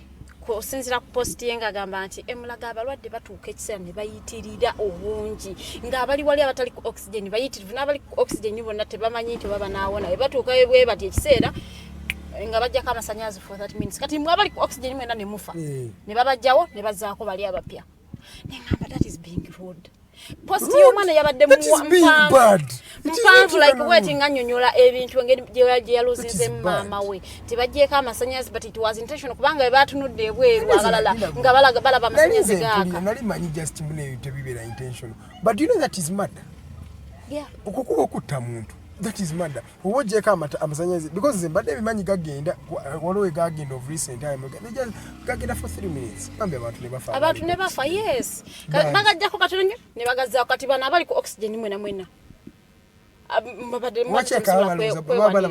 tubakyalina kyebakola omanyi medically sometimes waliwo omuntu wabeera nga ali brain dead kati nga just kyussa ng'oli awo naye ng'okugamba omuntu we nti ono omuntu takyawona ng'oli muntu we bambi kajje bakola bagende bajjako amasannyalaze bandyosooka bakutuka babajjawo it's really sad Farida notolina nakuseka simanyi na lwaki oseka kubanga that is really so sad waba n'abantu basobola okukwata ne bajjako amasannyalaze balinga abagamba mumufe wali obaddeko n'omulwadde ng'ali mu mbeera mbi naye nga bwe banaakugamba nti omanyi wali olabyeko omuntu gwe basiibula mu lwene agamba ono omuntu otakyawona ddayo ewaka n'agaaniramu omuntu wange mulina takyawona muzzeeyo ewaka my friend yali tata waawe mulago ne babagamba omuntu wammwe buli ddagala tulimuteeseeko takyawona kigaanye muzzeeyo ewaka okusinga okubeera ano nga muspendinga baagaana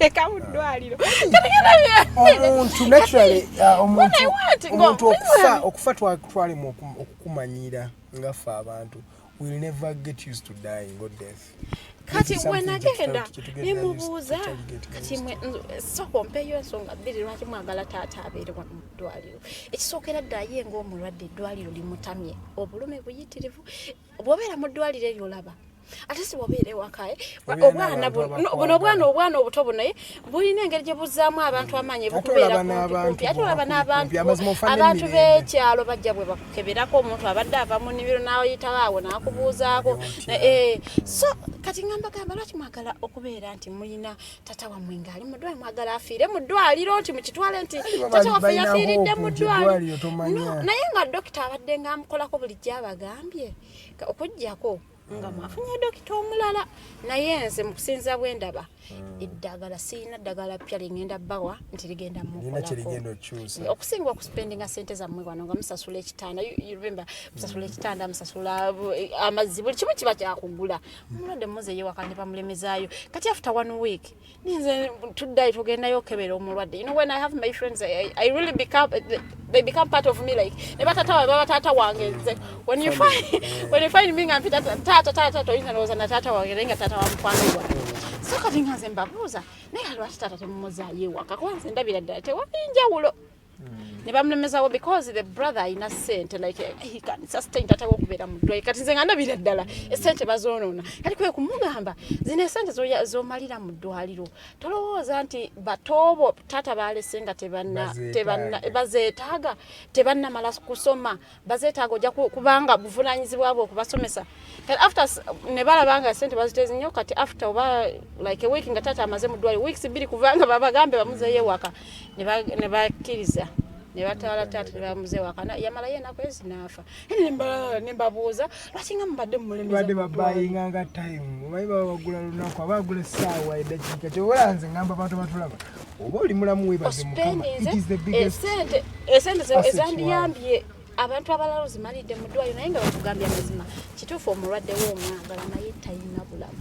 At times we need to agree like n'ebintu ebyo bitugambiddwa talina bulamu ne bwona omukaabira ne bwona sasula badokita bameka because tulina example ya Evelyn Lagu ya flying anagenda is it Turkey ayagala kidney transplant yatusena ngamba obulamu obutono tetusobola kukolako surgery bamuganye yagana so olaba nti bamuteesaawo just amira ddagala kubeezaawo bulamu naye nga muli akimanyi yes kati ebintu ebyo ebitunuli abantu mwe ngambye atudde abantu bamusondera agamba agenda afune transplant kati yatuukira dokita n'amugamba no obulamu bw'obutono tusobola agenda musajja luyinza obutadda so tasobola twala ssente ze ngate obulamu tajja butaasa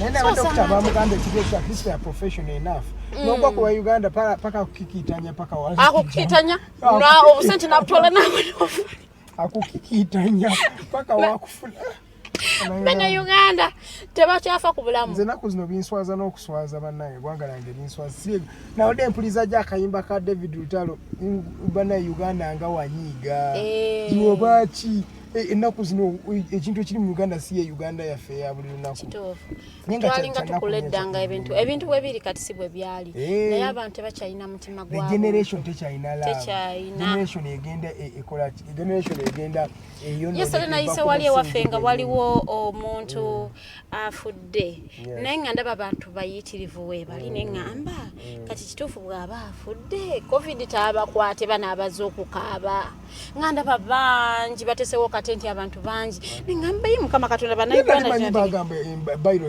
bayiro zinoberako abantu 2 olowooza ebyo bikola mu Uganda ebyo Beko mawulire amalala kubanga covid tumutu atwalide obuli naye tumwogeddeko nnyo because of the reason as to why the country is battling COVID-19 abantu bangi buli lunaku bali mu kufa wadde omukyala Nabbanja yagambye mbona abantu bakendedde abalina COVID-19 naye ffe tusigulirako because kati abantu tebakyatambula onaakebera otya n'omanya mbu olina oba tolina so tugendeko mawulire amalala abazigu abagezaako okutta omwami General Katumba Wamala bambi batta muwala we ne yali driver we ye yawonawona amasasi 2 ge bakuba mikono bakwatiddwa abazigu bano nga bagamba bano they had been in the connection bali mu connection ne the ADF bali bayekera bali balwanisa government eno bagamba bali trained mu manya agayatiikiriddwa wamu agakwatiddwa bebakutte kwabaddeko omwami Walusimbika Mada Kisambira Sirimanono Walusimbika Mada ye yali nga kalabalaba alinga bagamba kati agenda yita wano yamukolako surveillance then abantu bakuba amasasi bo benyini kwaliko Kisambira Sirimani ne Mustafa Ramadan betwala ku border according to the police boy bagamba then kwaliko abakulembera kino ekintu kuliko Hubaida Tahil Bukenya ye yakubiddwa amasasi tetumanyi ne bagaye bamulwanisiza kuba yaputinza up a lot of resistance ne bamulwanisa ne basobola okuba yasakaminze ku biwundu bye yafunye yafudde ekitegeeza then ne bagamba ono Lubwama Hussein ye gwe balaze ne bagamba yalinga yabadde akulembera ng'ovudde ku Biden yadde alinga General then ono yadde amudako ne bagamba mbuno no connection yakaliga ako kabondo kangi ne bagamba kaliko kali mu kufa kwa Felix Kawesi ne bayogera mu kali mu kufa kwa Meja Kigundu then ne bagamba no gamba mu kwali ne kuli okubba okwali ku Chief General Hardway obujjukiro kwe mundu kubateeka abantu ku muntu so ne bagamba keekano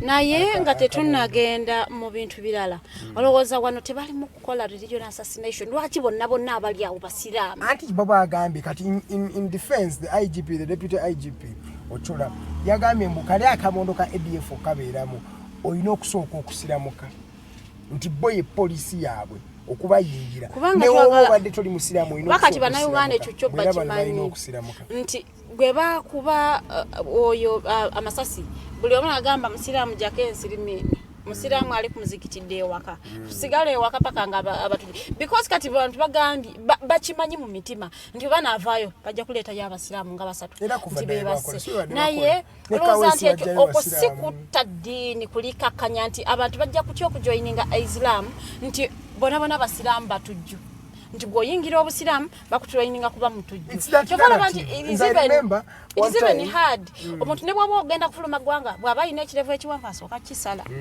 because yeeyo kati that Muslims be bali mu ebyo bintu ne bakola n'ekyo ekirevu ekinene ng'otaddeko etalabuzi oba n'ekanzu bagamba onalayika ki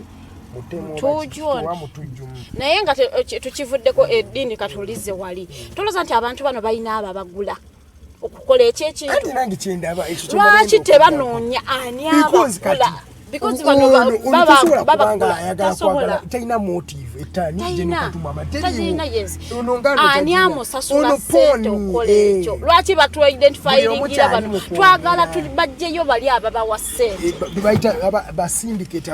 kati bano babagula ku accomplishing a target twagala tujjeyo bali bennyini because oyo mwana talina nsonga lwaki yalise General for what that means waliwo omuntu eyamusasudde namugamba genda otejjeno gwe twagala tutegeere bano be batuleetera bano tetubagala kubamanya buli munnayuganda kyali mu kwogera who is the ring leader ani abasasula ssente okutta bajeno bano okubamanya ekyo kitana finding out paka by the Uganda simanyi oba yensitagaba justice oba kiribu kito mu system yaffe simanyi kubanga kuvanga batandika kuba bano bantu masasi we have not got someone who brings out the concrete evidence nagamba manyi zendeese kino na kino ono ye yali emabega wa kino ye yansasula nkole kino nitukwata oyo obwongo eva tukwata bano abakola bucha naye ate nga tumanyi Fenami and you Farida even the people who are watching us twagala twebuze yenga pochi ko Kawesi balwawo okubakwata lwaki ku kino ekya General bavuddeyo mangu bakuba kyakutte kuyenga omuntu lwakuba ye gwe basse gwe bayagadde okutta teyafudde n'abyeteekera mu engatto ekyo kyekibuuzo justice ekola mbalondemu kyekizibu kya Uganda does justice work for a few or it works for the general good ekyo kyekibuuzo kikina okwebuuza because ekirabikidde mu Uganda sawa zino oba olinamu kasente obanga oli muntu munene awo justice oyinza okukola ki okugifuna naye wobeera oli muwejjere nganze oba togenda funa gifuna kati Uganda wetutali nze ensi olabira mbu this has become a hopeless society nga terina suubi sivuma muntu mbu hopeless ngamba hopeless nge society egweddemu essuubi byebino ebintu byolaba nga buli kimu kiri about money nti otuuka n'olaba nga ekintu ekyennaku abantu kyekibasesa nti olaba ennaku zino abantu bafuna satisfaction or happiness bagifuna mu bulamu mu bizibu by'abalala nti olaba I'm going to give you a close example ono mchala wa Peter Sematimbo no house made wa Peter house process by process kati ekyo bannayuganda bakibuukirawo ekyo kati buli post nga buli omaseka like people are getting tuli mu kusekera ennaku yes this one is a sexually assaulted victim but we are laughing chikulagachi that is where we get our source of inspiration from wetegereze ebintu ebisanyusa banna Uganda byebyo webityo ne bakibuukirako wiiki emu nemala okuggwako ne bakwata wiiki that is an example of a depressed society upcoming artist yavayo that's a depressed society oba Peter Simatemba naye yayita yeewuweeyo namukwana nga payanga agamba gwe simanyi oli mukazi ki ovayo n'oleeta bbaawo mu limelight kati nayagala okumuddamu ku social media ningamba nedda But when you brought the story, nemujukira sijja mwatu kumwogera manya. Nene ngamba has she even ever given birth? Amanyo obulumi bw'omwana nti oyina omwana wo naye bamukuggyeko olina afuna full custody ntogenda kuddamu kulaba mwana wo nga ye alaba omwana wa Ssematimba yamuto like Ssematimba yazala mwoyo omukyala oba kakasa I'm not sure story saagimanya bulungi Ssematimba tankuwa story mbujuvu Ssematimba omukyala wa Ssematimba before she the one who's in the States, yeah before she moved out yafuna omukozi ngakyali e Uganda ono omukozi wa process by process so bwamufuna ne wayitawo obudde ye n'afuluma n'agenda n'abaana be omukozi n'asigala ewaka ne Ssematimba nga babenga alabirirawo Ssematimba kati process by process nga bwe yakyogera ne bafuna akaana na omusajja namukwana jangu okuti simanyi onyige massage ezo topics zaffe zeri ku Snapchat saganzirete ku Mighty Drive ku Snaptalk saganzirete ku Mighty Drive kukakananga omukwano baguzimbidde ddala nga takyali nti just amuzadde mufunye lubuto naye nga yes in the process nafuna olubuto n'azaala relationship yabwe negenda maaso naye omukyala agamba ne bwe yalinga ewaka nga ali lubuto nga Ssematimba aleeta abakazi abalala n'agamba afumbire si mukyala we personally lwakyo bakola omufunisa olubuto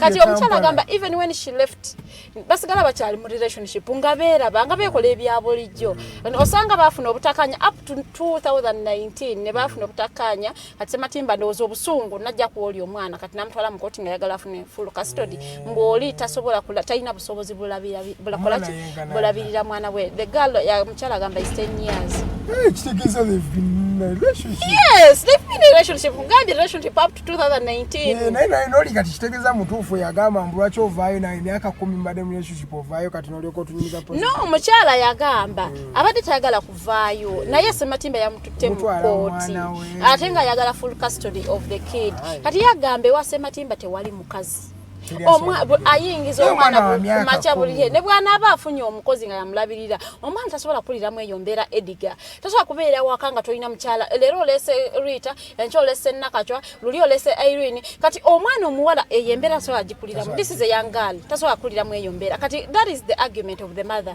agamba kale ne bw'aba ayagala buli omu abeere ne custody y'omwana nti omwana asobola omulaba because oli ye taata we era agenda tamuyinaako buzibu sikumujjako mwana we era nafukamya ne yeetola nagamba nze neetooza oti sinali saagala kujja mu kamera naye olw'ensonga nti nze siina na looya sibitegeera bajja kundeetera ebipapulo okubisayininga nga sikola sibimanyi kanveeyo nfune abannyamba tubyogereko agamba nze bansaavinze ekipapula kya kooti simanyi bansaavinze sibitegeera nga tabitegeera ng'egala omuntu nga yafunaku mazima Ssematimba naye abeere omuntu gw'obadde naye emyaka 10 and then someone comes out and upcoming artist yasigalira wa upcoming nagamba omukyala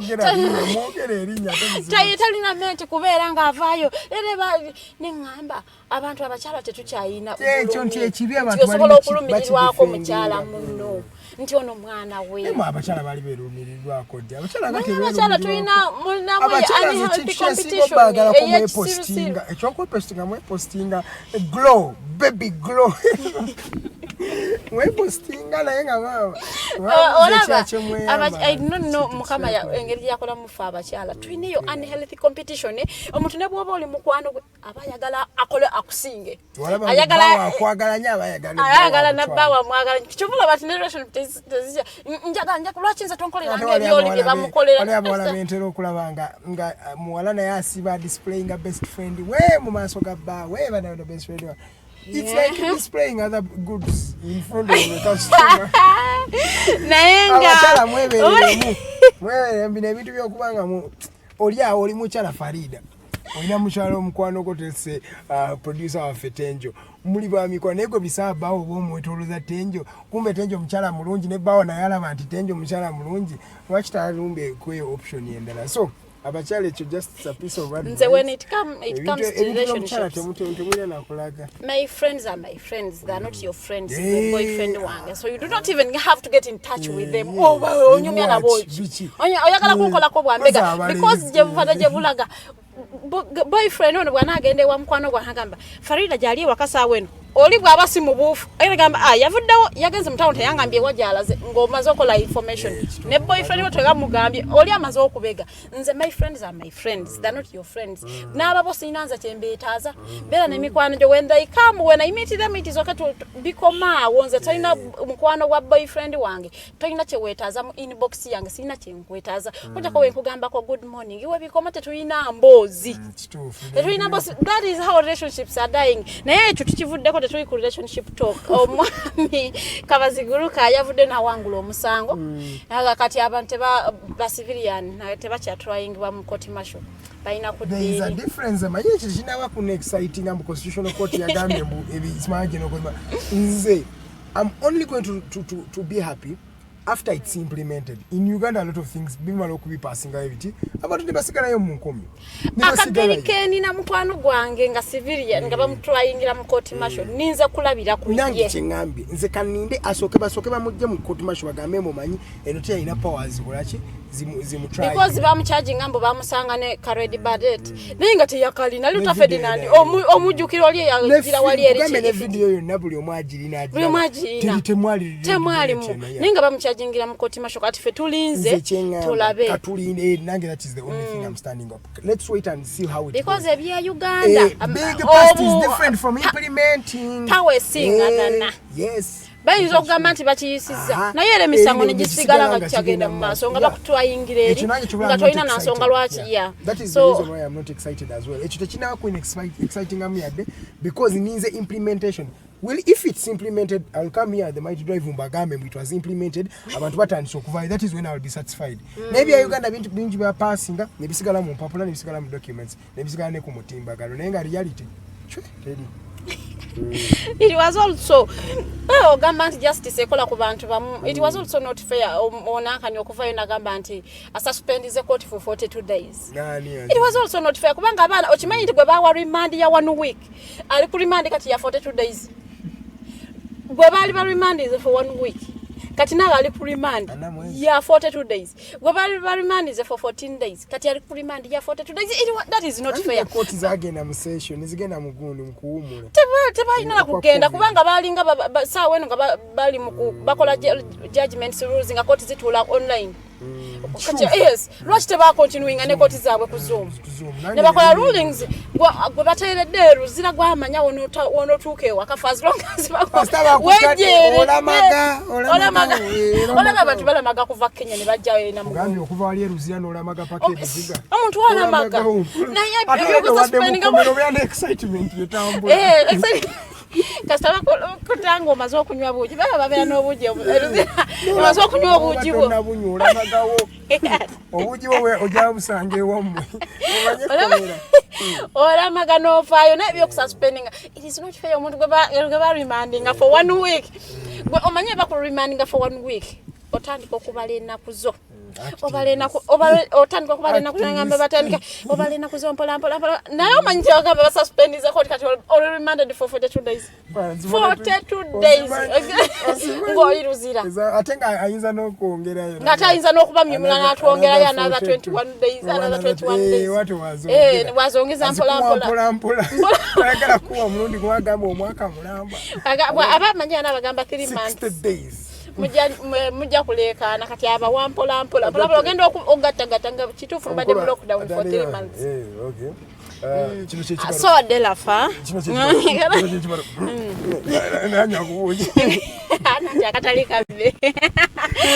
akatalika be oli awa magumbo kasuka mu mulyango. I'm just removing my jacket. It's my jacket. It is my jacket. Why is it in the point? Naye nga omukulu kibalama abamusibudde okuva mu ddwaliro abadde bubi okumala ebyebombo naye nga bamutadde nga akubye ku matu agamba UPDF eryamuwonyeza kati awali bagamba mu UPDF is partisan babasirisiza naye nga nze njagala okugamba one time nagendako ku awo eruba ensambi awo mu ddwaliro lya police.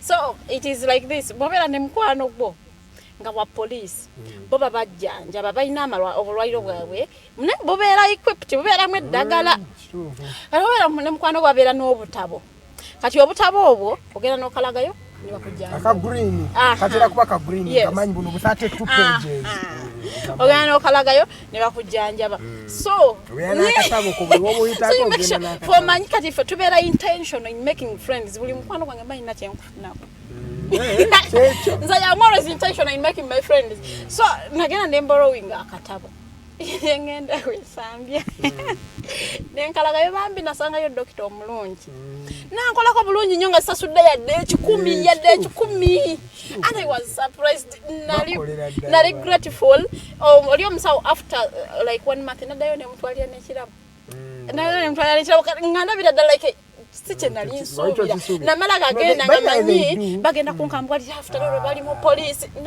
gaya yoke nze all my kindergarten life unfortunately I was born by a soldier bulungi nga akukabira nako nakuchekinga ko like engeri gyoto yes akagreen no kalagayo bakastampinga no genda ne batandiko ne ogenda no akatabo kenyino kasitano gane bakuwane eddagala lyennyini erije bagalo yes yawerere atobo bulwaire bwabwe buli fully equipped tebali kuvanga na government bagamba mbu tetulina ddagala bakabira ebitanda buli obulwaliro bwa police bubeera bubi ene bwe bayira babubi awo sibo tebabukolako bulungi nnyo naye bubeera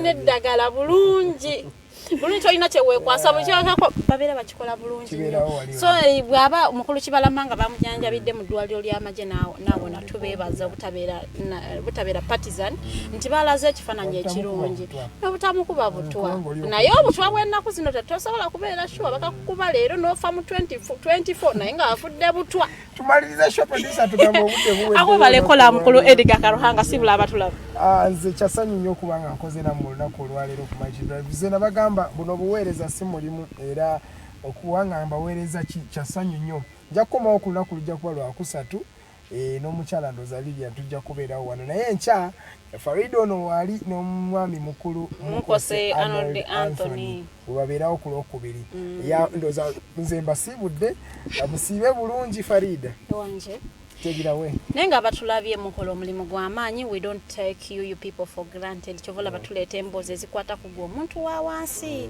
naddala munange obulire we are part of you like kubanga ebikuluma bye bituluma naffe bye mugendamu eyo ogenda ku dduuka nga sukaali bamwongeza munaye naffe sukaali tugula wa kiro era naffe ebikuluma gwe bye bituluma naye nga munange weefiirizayo 2,000 zo n'ogula data n'otulaba webale nnyo mukwano webalire ddala batatulabye ku Facebook tugenda kubeera ate ku YouTube show yaffe girinde kusawa 5 ba 6 ejja kuba yeguddeyo nange sobola ogenda n'olaba full show ku YouTube mukwana abakoze nange olunaku lwaleero omukyala Teddy Tenjo nabukeera mukwano webalikola yatudde mu control room ate omwami Roger yabadde ku kamera kato tumusime yatuvuza olunaku lwaleero mukwano mwebale kola mwena ati mwebadde nene sijja kuba mentioning mwena but you thank you all for working muli bakozi balungi kubanga tuli mu lockdown yotambula noonya vani mwena akusanga mwebale kugumiikiriza ate mukwano ne mumanya nti ate okuweereza abantu go simti it is a service yoyina okuwa omuntu tebatolinda kasaala nomanya nti kyo kino service ino gikola zina batata wange agamba okusomesa service we nebatawaje bakusasudde genda osomesa abantu nga ndabira ddala kyabwe usani akola nga tasasulwa nenga mwebalikola mwebalokola bamikwana nabatulabye mwebalate kubeerako nga mutulaba tusinkana olunaku olw'enkya inshallah bwanabanga omulangira na kibinga ate ayina mukumanyi tujabeera naye mu studios nga twogeramu ebintu bya Uganda Buganda n'ensi yonna okutwaliza awamu mubeere bulungi have a good day.